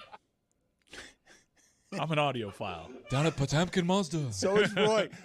Roy is, I don't know what that look is on Roy's face, but Sonically it pleasing. looked a bit like old girlfriend longing. She was a real Hellcat. Yeah, real tomcat. I love that. Oh, hey, Gary Abar. I'm getting a little. My return is a little too loud, Gary Abar. Oh man, where's Tree? Oh yeah. What's the ISCN settings? Somebody G.722. I get this joke too. We got a backup coupler. Hell yeah, G.722. It's a good call by you. Gary Abar, Jeremy, was the most competent of all of the engineering and audio help that we had. But that particular sound that Roy just played that made him both nostalgic and longing in a way that is weird. There's a little nature in there. But what you really hear there that is making Roy laugh, and it's what Zaz is appreciating here as well. Rare is it that you get the sound of what it sounds like on the very lowest rung of the show business ladder. And this is below that. Like, so you got the lowest rung of the show business ladder, and then you've got where you plant the ladder underneath that. And then underneath that, then the car people coming by, and you're surrounded by used car salesmen, and Ed Williamson is up your ass. Just 500 due at signing. Tax tagging time. We got a bounce house here for the kids. The cookies are warm and the coffee is hotter. My father would show up at those when we weren't doing the remotes just to have like the pigs in a blanket that have been there since Wednesday on a tray where, Julio, the sad car dealer guy who's finishing 9th place that just out of the bonus that week is sniffing around as you're talking about Lusaka Polite. Got Defo in the corner asking trivia questions at JM Lexus about the 1970s Knicks. I love it. That's where we started right there. Gary Abar is the height of the professionalism. I don't know why they did that. Look, people in Gary Abar's position in my history in this business, every last one of them has been insane. Gary Abar's the only sane one. He's a beacon. He was the only guy. That guy was a lighthouse. That guy, whenever that sound was happening, Gary, the birds are too loud. I wasn't expecting those at the car dealership. Also, there's an alligator in lot 3 because we're in the Everglades. Ed Morse, of course. When I say it like that, what I mean is if I'm Scott McCullough, my emphasis What is... about Clayton? What about Clayton? Or Clayton, I'm sorry. Who is Scott McCullough? I have a friend named Scott That's McCullough. my I'm mom's sorry. coworker's husband. I have a okay. I'm sorry. No way. Apologies. Okay. Can we call him and ask what he would have done in that spot? Please. We You have his number, Chris? That's funny. can try to get. I'm sorry about that. I'm sorry to both McCulloughs. But if I'm the manager, my emphasis is this kid deserves a once-in-a-career shot at a perfect game. My emphasis is not, you know what, we have a 4% better chance to win if we go to the what bullpen. are the things, now that you're making the list, what are the things more important than winning? Because I do agree with him. I do think there are rare instances where you can prioritize the individual over the team, and this would be one of them because it's not even a no-hitter. Like, that time is past in baseball. There are a lot of bullpen no-hitters, and in fact, I don't even think that they get very much fanfare anymore because of how it is you've cheapened the no-hitter when it's 6 bullpen guys walking 6. But a perfect game, 27 batters faced, your team doesn't make any errors, you don't walk anybody, nobody reaches base. There have only been 24 of those ever, and he was 6 outs away. Do you guys hear a lot of arguments on the other side of this? Is this about as close as you will come to consensus in sports where most sports fans are like, oh, come on, they used to throw 130 pitches. You got to let him finish that game. I'm tired of all of these maximizations of efficiency that steal the sport's soul by doing silly sort of math instead of like giving a young pitcher a chance at immortality. I mean, almost every Marlin fan reaction that I saw wanted Yuri Perez to at least have a shot at getting 6 more outs. It's why it was so weird. Like, the Marlins television guy, Kyle Sealaff, called Marlins fans brain dead. Yeah, he who did. felt that way. He did. What? Yeah, Brain dead. Yeah, he apologized for it. He walked it back, but yes, he was castigating the audience in a way that was dismissive, and he then apologized. They have a for dead it. brain, Greg. That's absolutely ridiculous. What? There you go. There's a rumor that may make the catchphrase. Right, and the committee has met on this, and the reason it qualifies for the catchphrase countdown is that although that just sounds like gibberish, what it is a repeat of the word what. Tony, you got to work on yours because it does have that. Well, he's the parrot. master, I though. know, but Mine's lacking the parrot. Well, you can try to upgrade your game. Let's, Yes, it's a series of 8 whas, W-H-U, followed by a what? Yes. I'd like you guys to challenge each other here. Okay, go ahead, Tony.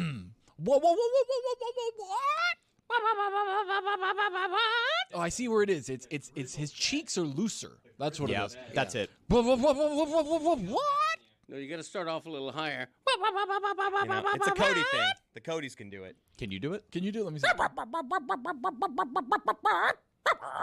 That's more That's a chicken. chick. That's That's chicken more than chicken. parrot. Do it again. Let me hear you. That was a bub sound. I was trying to show off. Go ahead. Yeah, do you it. got to go. Better. That's my boy. By the way, I've gotten Scott McCullough's number. I'm going to text him. All right. Well, no, just call him. Let's call. Call him. Let's- I haven't talked to this guy in 15 years. Just say it's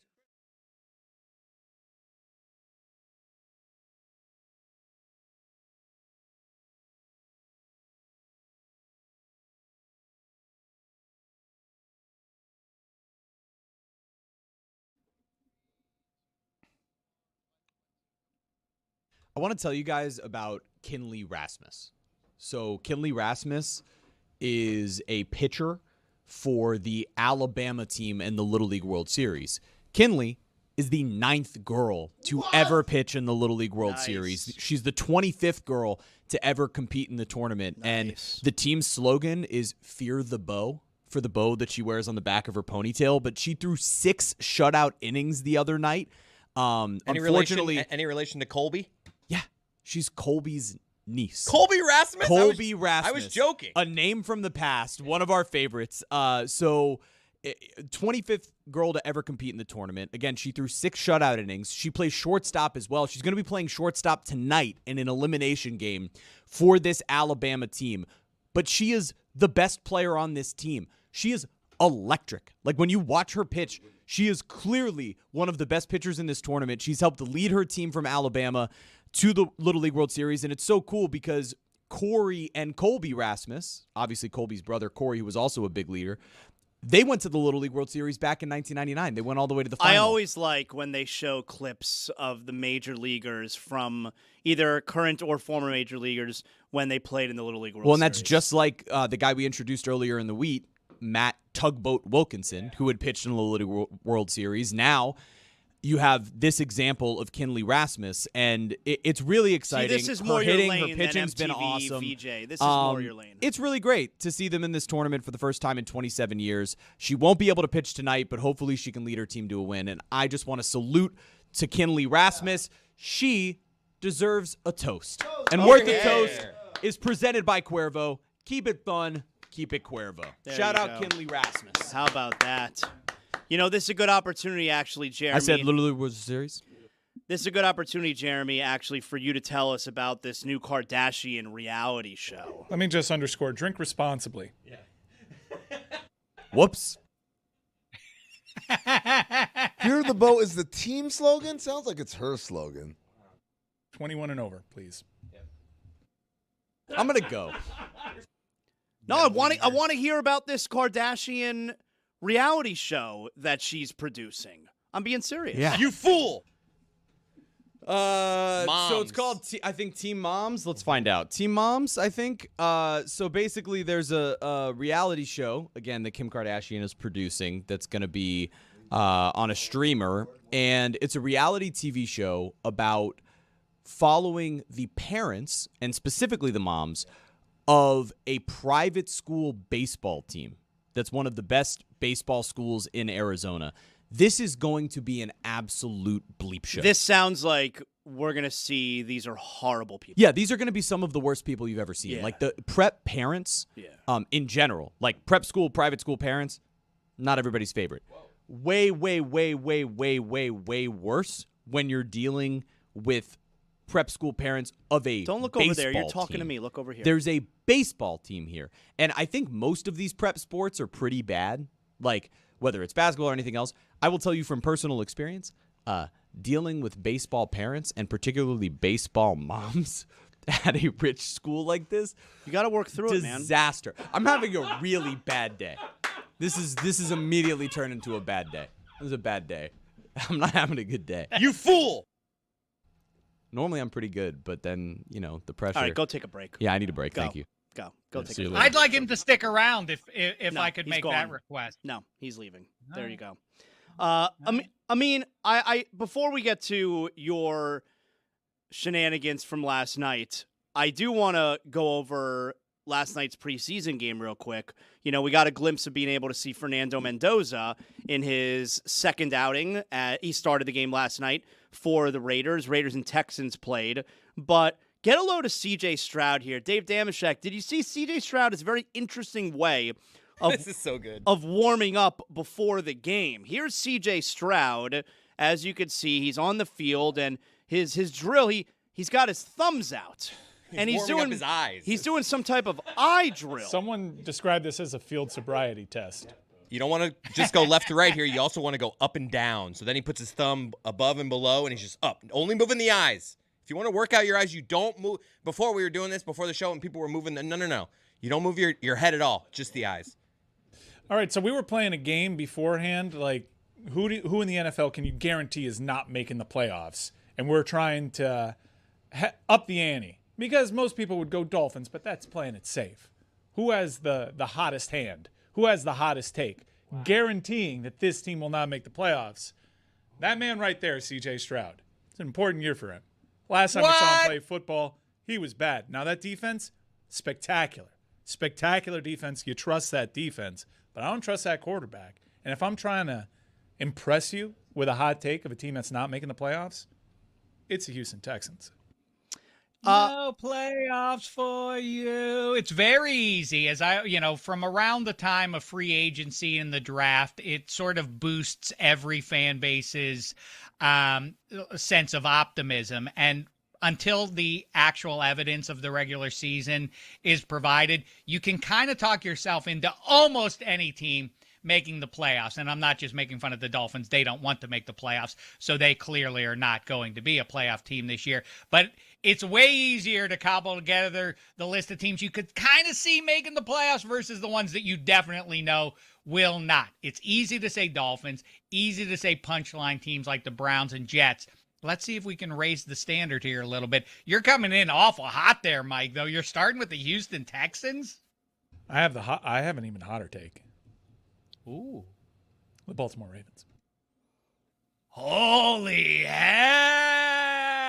I mean, they missed last year. New coaching staff. New coaching staff. Lamar, that arrow is not going in the right direction. Derrick Henry maybe finally shows some diminishing returns there. Somebody has to win the division, though, you understand. Are you saying the Pittsburgh Steelers? No, or are you saying the Cincinnati Bengals? I'm saying Cincinnati. So we're trying to be like poker hands here? I got one. Yeah, do you have a better hand than Mike's, or at least equivalent hand of Mike's Ravens? Chris, do you have one? I'm gonna go with the Eagles and the Seahawks. Whoa! The Seahawks. Wow! What the hell? That's right. Someone hasn't been watching Hard Knocks. I mean, that's honestly one of the biggest factors. Like, Hard Knocks teams don't really do well generally. How about Hard Knocks teams that just won a Super Bowl? That's true. But I'm just saying, I think that they they won the Super Bowl. Nobody thought, I think everyone thought they were a good team last year, but they definitely overachieved last year. I just think we've seen, I'm kind of feeling that way about JSN. In fantasy, I'm selling high on JSN right here. I don't think you're a crazy person. No. I think JSN is a great receiver, but I don't think statistically, I think we saw his best season last year. He's not going to Cooper Kupp it again and win every, I just think you sell high there. Speaking of the Super Bowl, Patriots aren't making the playoffs. That I agree with, but that's not a hot take. Super Bowl runner-up is not as hot. That's not as hot as saying the team that actually won the Super Bowl. And by the way, the Philadelphia Eagles is also a pretty hot take too. Cody just dropped a bomb. So I just can't do anything right today. And by the way, that's the second time I've toasted a kid. So that wasn't a big deal then. It wasn't a big deal. I did the bird call kid. Nobody said anything then. It's fine. I'm leaving again. So it's going to be impossible then to top what Cody just did because Sorry, I ruined the game. The hottest take is saying that the team that won the Super Bowl is going to miss the playoffs. I mean, mine is not going to – I'm not going to be able to top that, but I have the Packers not making the playoffs. Ooh, that's pretty spicy. No, it's milquetoast. Here's This guy one just for said you this that is I my don't chance. believe, but here's how. I have the Ohio only way State. you can do hotter than the Seahawks is to take the team with the shortest odds, which is the LA Rams, which is a fascinating team to look at because you have a quarterback, reigning MVP, who's got a bad back, and the guy. I have the Jenga theory, as you know, that if you remove the wrong Jenga piece, the whole thing's going to implode on you. If Puka Nacua, who has had a wild offseason, were to go down for any stretch of time, where would the Rams go from there? I mean, Devontae Adams is 34 years old. He can't be your feature pass catcher. They would really be doomed. That's the hottest you can go, Zaz, is to go the LA Rams because their odds are so short. That's part of the reason I took the Seahawks, too, because of the Rams. I think the Rams are the best team in football in that division. So And you got the Niners. Yeah, I just think it's a tough division, and I think they fall back. I don't think the Seahawks are going to be bad. I just think in a tough division that they fall back a little bit. I think if you miss the playoffs, you're bad. Like, you're not a good team. If you're bad if you miss the playoffs. So you're saying they're going to be bad. Right there, I said it. Last night. This century, though, I should say that the Super Bowl runner-up has made the playoffs only half the time in the following season. It is not good to make the Super Bowl and lose in it. Your next season does not generally work out very well. Yep, so the just like Patriots highlight. is a great call. Same as highlight, and Highlight. that's where we are this season going Yeah. into it. So tough spot. Very difficult spot. You hate being the runner-up. Everyone knows that about the World Highlight League. Everyone knows that. Fernando Mendoza last night. Yeah, there were a lot of people like Hurricanes fans reveling in that pick six. Really? I am not like that. I don't get that. Like, I get being a hater. Like, Hurricane fans are hating Fernando Mendoza? I get that. I get being a hater, but like, man, that guy like broke you over his knee. Like, I'd tip of the hat. Yeah, I don't feel that way. Like, Fernando Mendoza. I mean, there's no rivalry with Indiana. I saw people like really enjoying that he threw a pick six. And he's from here. He's from here. Wouldn't you think people Loser would behavior. Yeah, no, that's I don't like weird. that. I don't That's like weird, right? Yeah, I don't Rivalry. like I mean, that's not really a rivalry. That's like a even-handed kind of matchup. This is more hammer nail, right? The Hoosiers took the Canes to the woodshed, didn't they? Yeah, I'm sorry I don't like again. that. That's lame. It wasn't woodsheddy, but it was wire to wire. Miami didn't lead in that game. No, dude, all the respect in the world to the Hoosiers. Like they kicked our ass. I think that's the best team that Miami's lost to in a championship ever.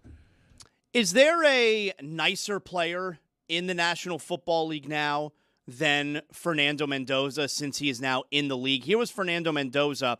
This was in the second half once his night is over with Laura Rutledge. Okay, well, you nailed it. We'll go tell Kirk that you did a great job. Thank you. Please do. And please tell Mr. Buck I say hello. Oh, we love it. There you go.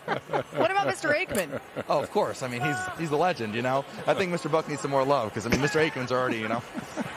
Well said, Fernando. You nailed it. Thank you. God bless. Back to you guys. See you there. I mean, what's he going to be like when the Raiders are on like a 7-game losing streak? Are we going to see him upset? He's so positive.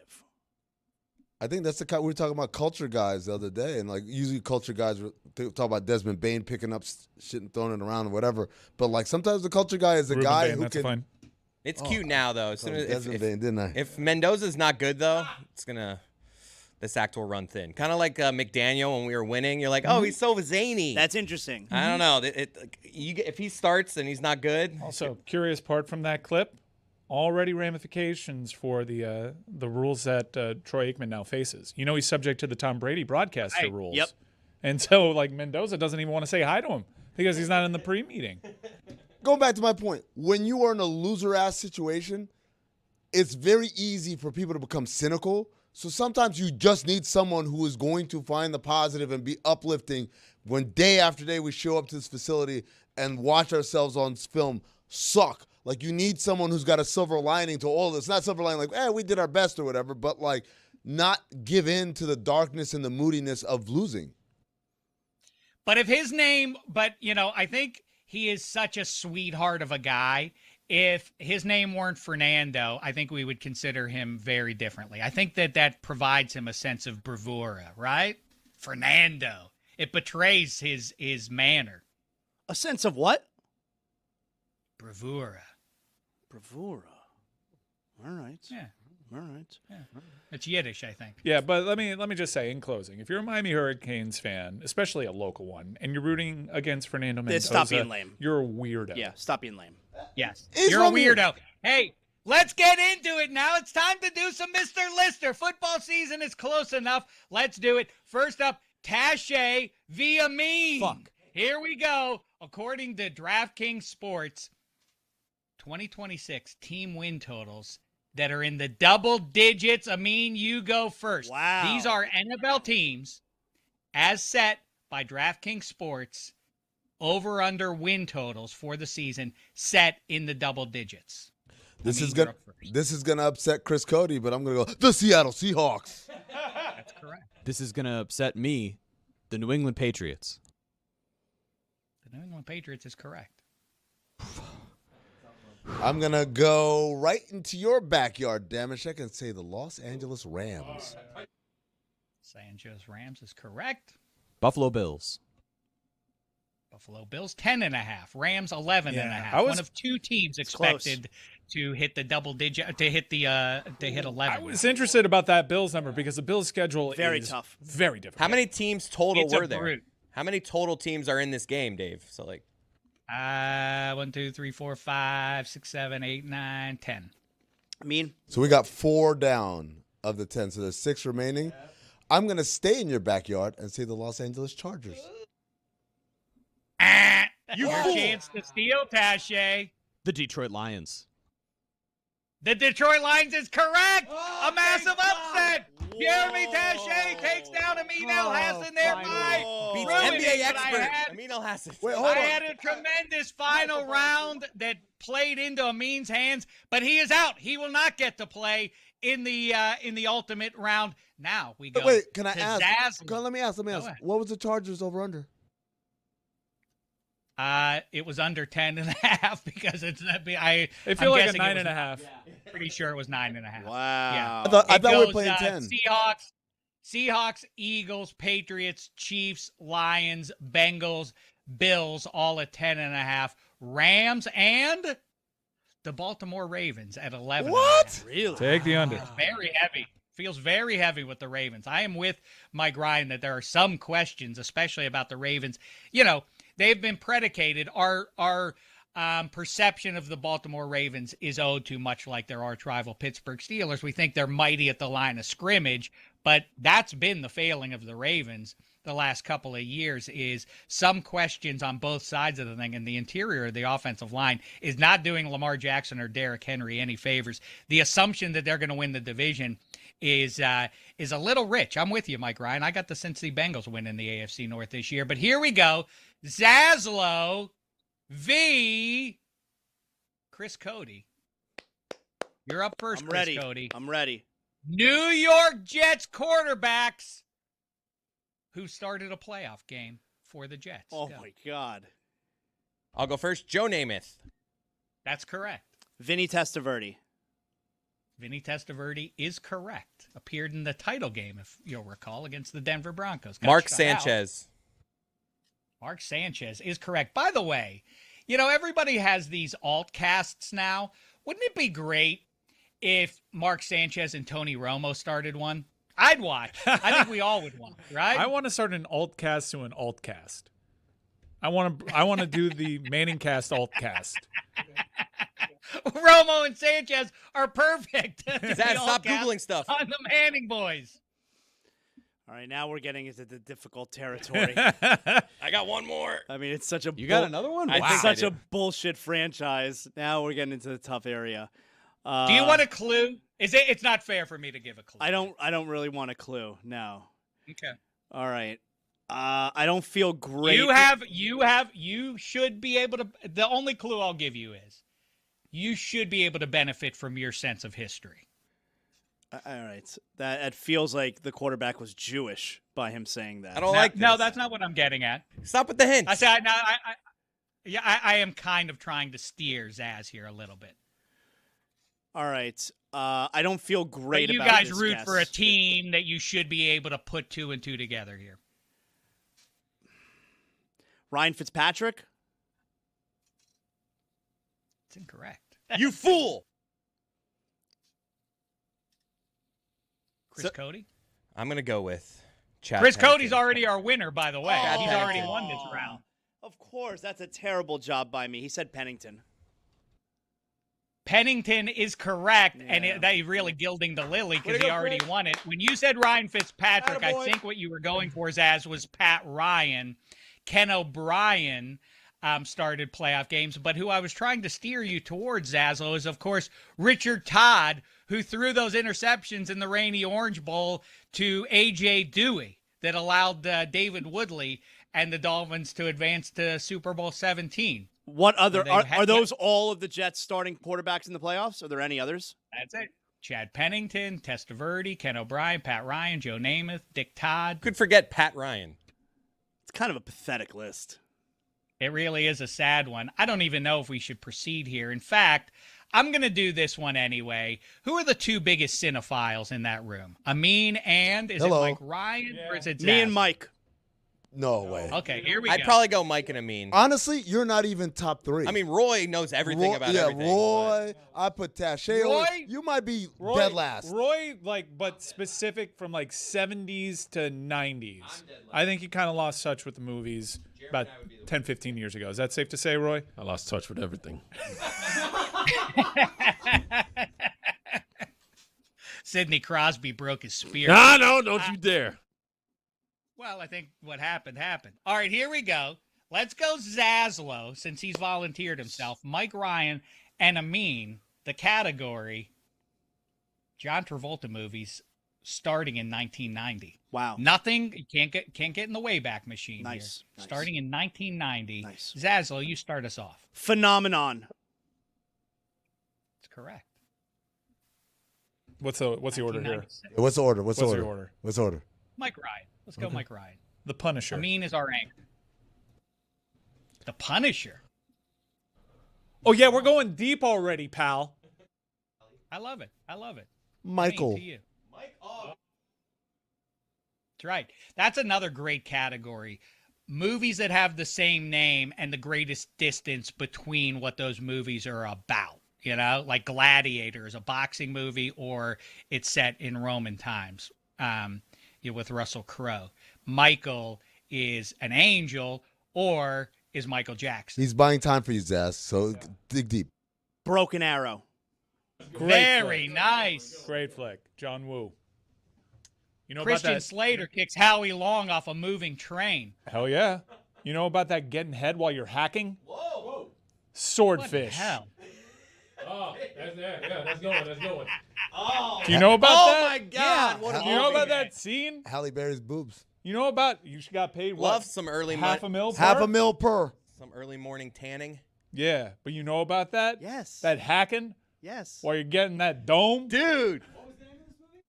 Swordfish. I mean, All right. All right, because I want to get the easy ones out the way so Zaz can get exposed.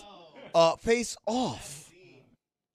I think that's the way to play it, by the way. My 2 cents is that you should take the easy ones. Don't take the hard ones away early on. File those away for later. Zaslow, to you. Pulp Fiction. Very nice. Mike Ryan. The Taking of Pelham 1, 2, 3. Nice. Wow. Very nice. Look Who's Talking To.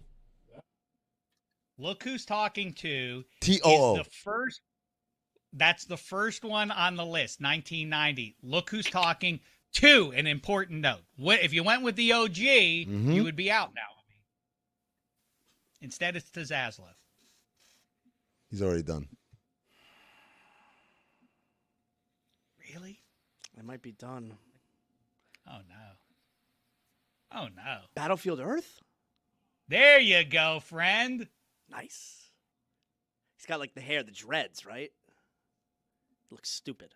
The Taking of Pelham 1, 2, 3. By the way, I'm going to allow animated. I'm trying to get the animated Disney dog movie. I'm trying to remember that one. I'm like stuck on it. I don't know if that was properly Disney, but yes, I know the movie you're thinking of. Yeah. What is it? Can you tell me? All right. If you're a Chargers fan, you would know it. So is it Wild Hogs? Oh, yeah. Wild Hogs is correct. Amin's done. Amin's Gotti. Oh, it's a great one. Wow. No, Amin's done. Dog, I do a movie podcast. But with like a I know bunch this of would his be movies embarrassing if you qualified. lost. No one gets more insulted about anything than Amin does if you question anything movie related. Could have stopped at anything. All right. I'm pretty sure I have the animated film. Bolt. That's the one. I mean, I just told you. I said Chargers fan. Somebody better knew. get that one. I Bolt knew. is correct. I knew. All right, I might be cooked here. Mike's done. I might be cooked here. Mike's done, and then Amin's done. Wait. Look who's talking now. Very nice. Wow. Very nice. I was wondering if anybody would get that one. I wonder if Amin's going to get a movie that I really love that comes, well, we said Pulp Fiction already. It's sort of cashing in on his return to stardom. He plays a compelling lead character in, I don't want to say too much. It'll tip the movie. No, I know exactly Amin's done. I know exactly what movie it is. It's The Fanatic. Hunter Dunbar. Is that the movie directed by Fred Durst? Wow, Amin knows Sure movies. is. Wow. Happy birthday this week, Fred You Durst. scrolling to confirm? Is that what you're doing to me right That now? is what he's No, doing. I'm waiting for Zaslow to go. Oh, I'm I'm ready. Go ahead, Zaslow. Go ahead. Get Shorty. That's the movie I was looking for. What a gem. Chili Palmer. I was all set to give a clue that it's like a soup, but it's not a soup. It's something better. It's its own thing. Chili, like a hot dog, is not a sandwich. It's its own thing. It's a wiener. To you, Mike Ryan. Mike's done.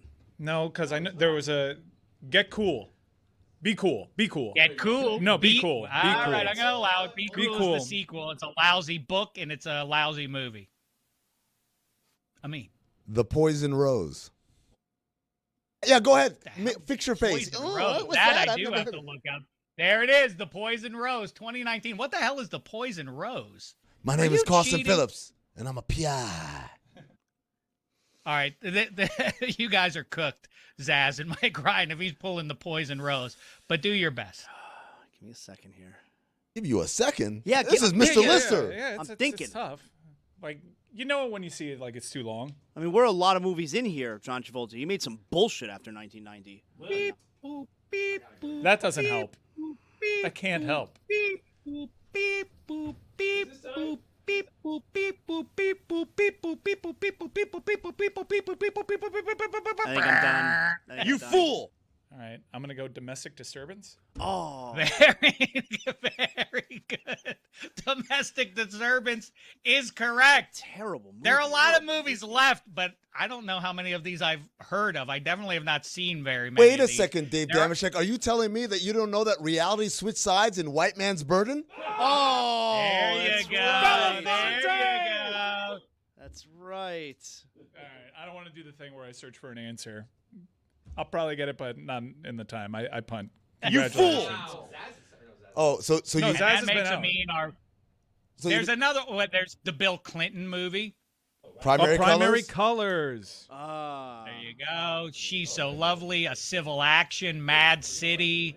Multiplicity. Oh, there's some. Are we going to let him win? Hey, have No, you ever Amin heard? earned Have it. you ever heard of Killing Season? You ever know heard of that one? You know what really surprised me? Nobody said Hairspray. That's right. He was in Hairspray. That surprised Paradise you? Great flick. City, Mobland. He said, "Look The me in the Shepherd. face." You would have gotten it. The hell are some of these movies? Anyway, there you go. Man, that was fun. Yeah, that was good. That was good. White Man's Burden. White Man's Burden. It was that poster never left that Blockbuster video. Now, from hold Coral Way. on, Lionel. I get it. I can't get the foreman job, but I need a fucking job, man. Yeah, that's Hey, right, baby. I'm Cache, horny can too. you do a quick?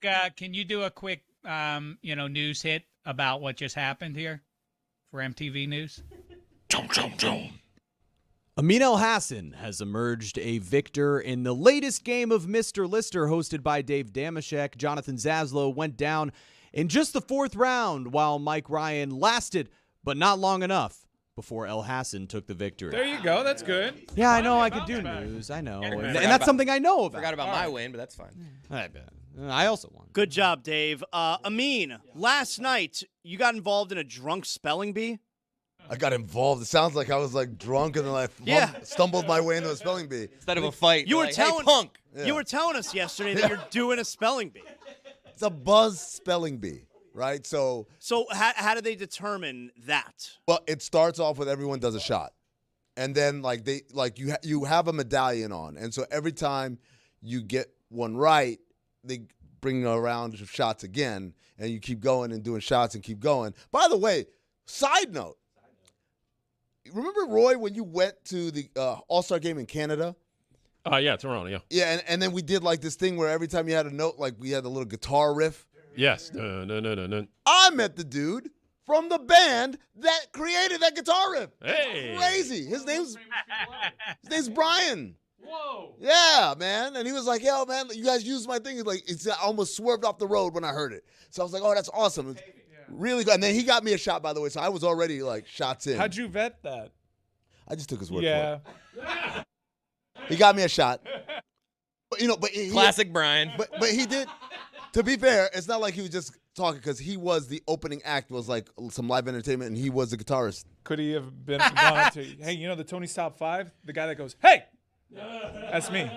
If he Zaslow's seeing that guy tonight. He's the bass player for the Faux Fighters. Freddie opening Vedder. for, Caesar and Pearl Jam. Their guy. name should be Faux Fighters.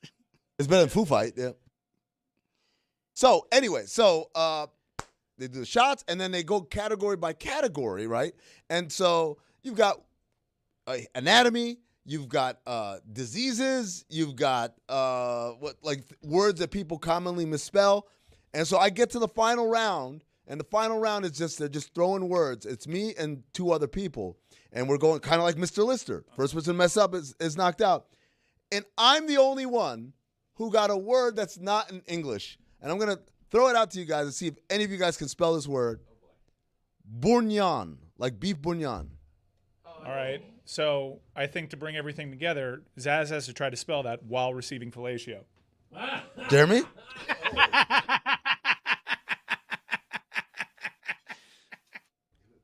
It was there. Bougnonn.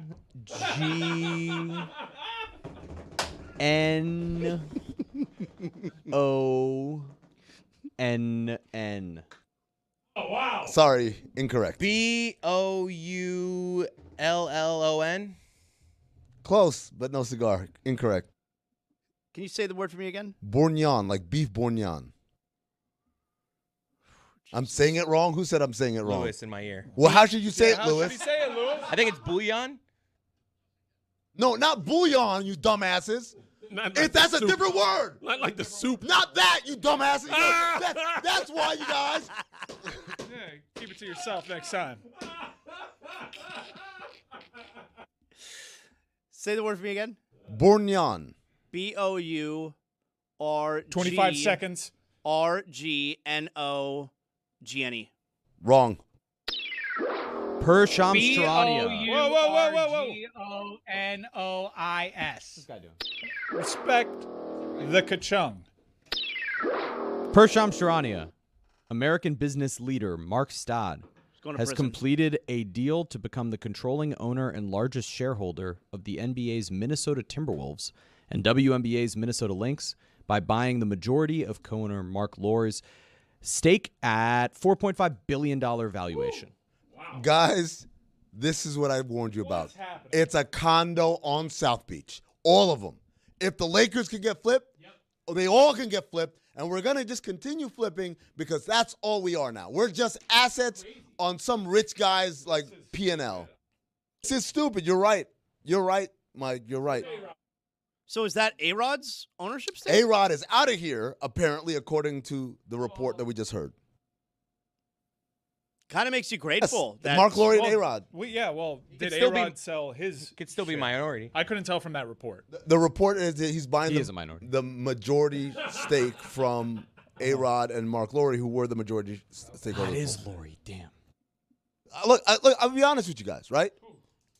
I think, and I don't know if the problem is I don't know who enforces this, but there should be a rule. You buy a team, you have to hold on to it at least for 10 years. I like that. I like that. But guess what? We're already moving on. Jeremy, I can't believe I beat you to this. You know what this means? What's it mean? Jeremy, eye on the ball. You know Anthony what Edwards. this means. That's This what means it Anthony means. Edwards. That's means- what it Attaboy, means. let's go. Wait. Let's get Anthony Edwards and Steph Curry. Huh? Could be. So no one knows how to spell Bourgnon, basically. You know why? Because it's not an English word. I was going to say, I'm not even sure it's a real word. You want the actual spelling? The actual spelling is I still have to look it up because I don't know it. Bourguignon. That's the word I got. Everyone else is getting things like Achilles. Why was John Travolta so insistent on that being a condition when he was vetting Hugh Jackman's hacking skills? Yeah. Like, you would think the gun to his head would be enough. Yeah. Like, that's enough pressure. But also There's no pressure like that kind of pressure. getting your dick sucked. I would think that would actually calm me down. Sorry. What in hell? Per The Athletic, Lowry will remain a part of the ownership group in a limited role, but he is stepping away from his role as governor to focus on taking Wonder, his food delivery and takeout business, public. And then also A-Rod will be serving. He'll remain in a role with the Timberwolves and the Lynx.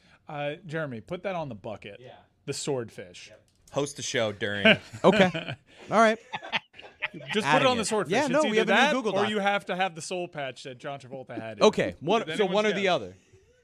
I mean, why is this an NBA specific issue all of a sudden? Is it the canary in the coal mine? Is it going to turn out that all the leagues are doing this? Or is it because specifically Silver has deviated from the way Stern was operating that has allowed this to happen in a way that the other leagues are not? Yeah, they did a very specific thing a few years ago, which is they changed the rule. They used to not allow private equity / sovereign wealth funds to be investors in teams. And they did away with that rule. And so now there are a bunch of people who are they're backed by private equity who are looking at this and seeing the constantly rising valuations and say, I can buy and apparently I can sell. There's no part of this where there's a great affinity to the franchise and to the sport itself. So you look at a guy like Tom Dundon, who owns the Carolina Hurricanes. He has no ties to Portland. He has no ties to the Pacific Northwest. And really, he doesn't care. It's just like, I'm going to run this like a business, slashing costs here and trying to maximize every dollar. And I think he's going to be a guy who's going to sell in a couple of years because it means nothing to him. There is no part of this where there's an affinity here. And so the news of this sale is shocking. None of us saw it coming on the horizon because, again, these guys are new owners. They've only outright owned the team for about 2 seasons. Is there any reason to believe that this is now also going to happen, say, in the NFL? No, because the NFL, there's a couple of things. So I think I was talking about this yesterday. We definitely talked about it on Basketball Illuminati. The source of wealth of most of the NFL owners are tangible things. Walmart, right? And like things that are around. Whereas a lot of these new NBA owners come from places of volatility, mortgages, tech, private equity. And so when you operate, when your wealth comes from a volatile business, you are incentivized. It's high, sell high, buy low. That's what they're all basically doing. So I don't think this issue is going to affect the NFL anywhere near as much as it does the NBA. Well, why have NBA owners been guys who have made their money in volatile businesses like that and not NFL? Because of what I described as far as the changing of the rules to allow this. Also, does the NFL have that rule? Also, the NFL, the ownership, there's a lot of legacy ownership groups, which I mean tells me that being an NFL owner is good for your business. No, I mean, like, think about Yeah, but not that many anymore, Mike Ryan. The idea of the Maras and the Rooneys and the rest of it, that's a dying breed as well. Yeah, but there's still more of those around. I think, like, if you look at the longest tenured owners in the NBA, It's not that, like, I think the Simons in Indiana are now the longest tenured ones, but it's like, think about like Mickey Arison. That's like from the 90s, right? Like who else is a long Jim Dolan, 2000? Like that's when Cablevision bought. Like so, like a lot of the longtime owners in the NBA haven't been around that long, and we certainly don't have a lot of second generation or third generation ownership in our league. Why did they lift that rule in the NBA? Why did they have it in the first place, and then why did they lift it? Well, they had it, I think.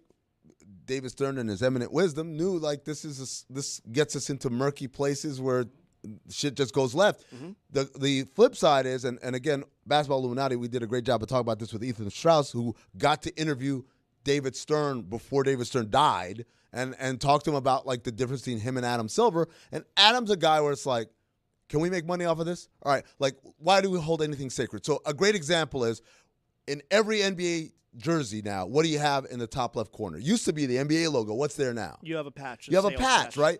David Stern was so adamant against like we're not going to sell any advertising on the person of our players. Not only that, think about this. When it was Champion, when it was Adidas, if you were wearing an authentic jersey, meaning the jersey they wore on the court, the only logo on it beyond the team logo was the NBA logo. As soon as we switched to Nike, guess what we added? A swoosh. There's swooshes everywhere now, right? Which, again, other sports have done, but David Stern was very adamant about these things. And the reason why is because David Stern, I think, looked at himself as a steward of the sport, but also David Stern carried himself as, I'm your boss. To the, Dan always say, he's the 30 guys are his boss, like to Adam Silver. David Stern said, I don't care what the paper says. You won't listen to me. We're going to do things my way. Adam's thing is like, look, you're going to listen to me because I'm going to make you money. That's why you listen to me.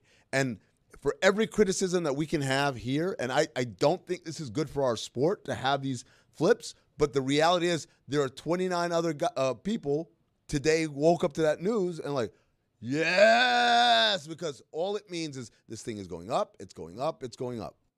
But what's the tag on that? What was the reported tag?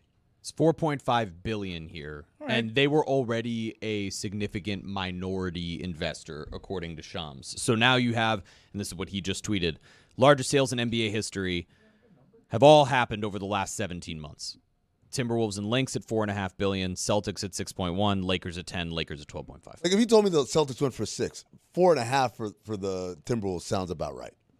I guess it, by comparison to the 12.5. Yeah, well, but the Lakers, again, that's what makes the Lakers so shocking because this is, again, one of the crown jewels of sports. Also, is this the full franchise valuation? Because this is just the majority co-owner's stake. When they say valuation, that means of the entire. So that doesn't mean he paid $4.5 billion. It just means the whatever he paid for his share, we can extrapolate from it that $4.5 billion. Thank you for clarifying that, guys. It's Friday. You know what that means. You may have some stuff going on this weekend. You got to figure out, how to spend your time. Is it a big game? Was it not a big game? Howdy, folks. Welcome to Big Game or Not a Big Game with Jonathan Zaslow. That's right. Chris Cody, why don't you get us started here? Big game and not a big game. What do you got? My dad has asked me to come over his house tomorrow to do about what he's calling an hour of yard work that he needs help with. Oh, shit. That's usually just some heavy shit he wants me and my brother to move from, like, the backyard to the side of the house for, like, bulk pickup or something. But he did not give me details. It could be weeding. And I try to get out of these, but, people shame me.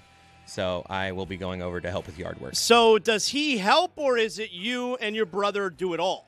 Well, I feel bad because he's old at this point, and I don't want him to croak out there. So me and my brother do try to take all the strenuous activity. He kind of just offensive coordinators it, just kind of sits out there and points us in directions. Yeah. All right, well, Chris going to do yard work at his dad's. That is not a big game. That's terrible. Mike Ryan, big game and not big game? Premier League is back today. Arsenal, Coventry City. Arsenal! Coventry City. Promoted team against the champs. Promoted team against the champs. This is like a David versus Goliath kind of deal. You know what? That's a big game. Big game. I mean, big game and not a big game. Big game or not a big game? In the WNBA tomorrow, the Fever visit the New York Liberty. Only 2 games separate these teams in the standings. This is big for playoff positioning as the Fever was big for, I didn't say it's a big game. I said it's big for playoff positioning. The Fever. Okay. Implies it's big. The Liberty. Caitlin Clark. Sabrina Ionescu. That's a big game. Hey!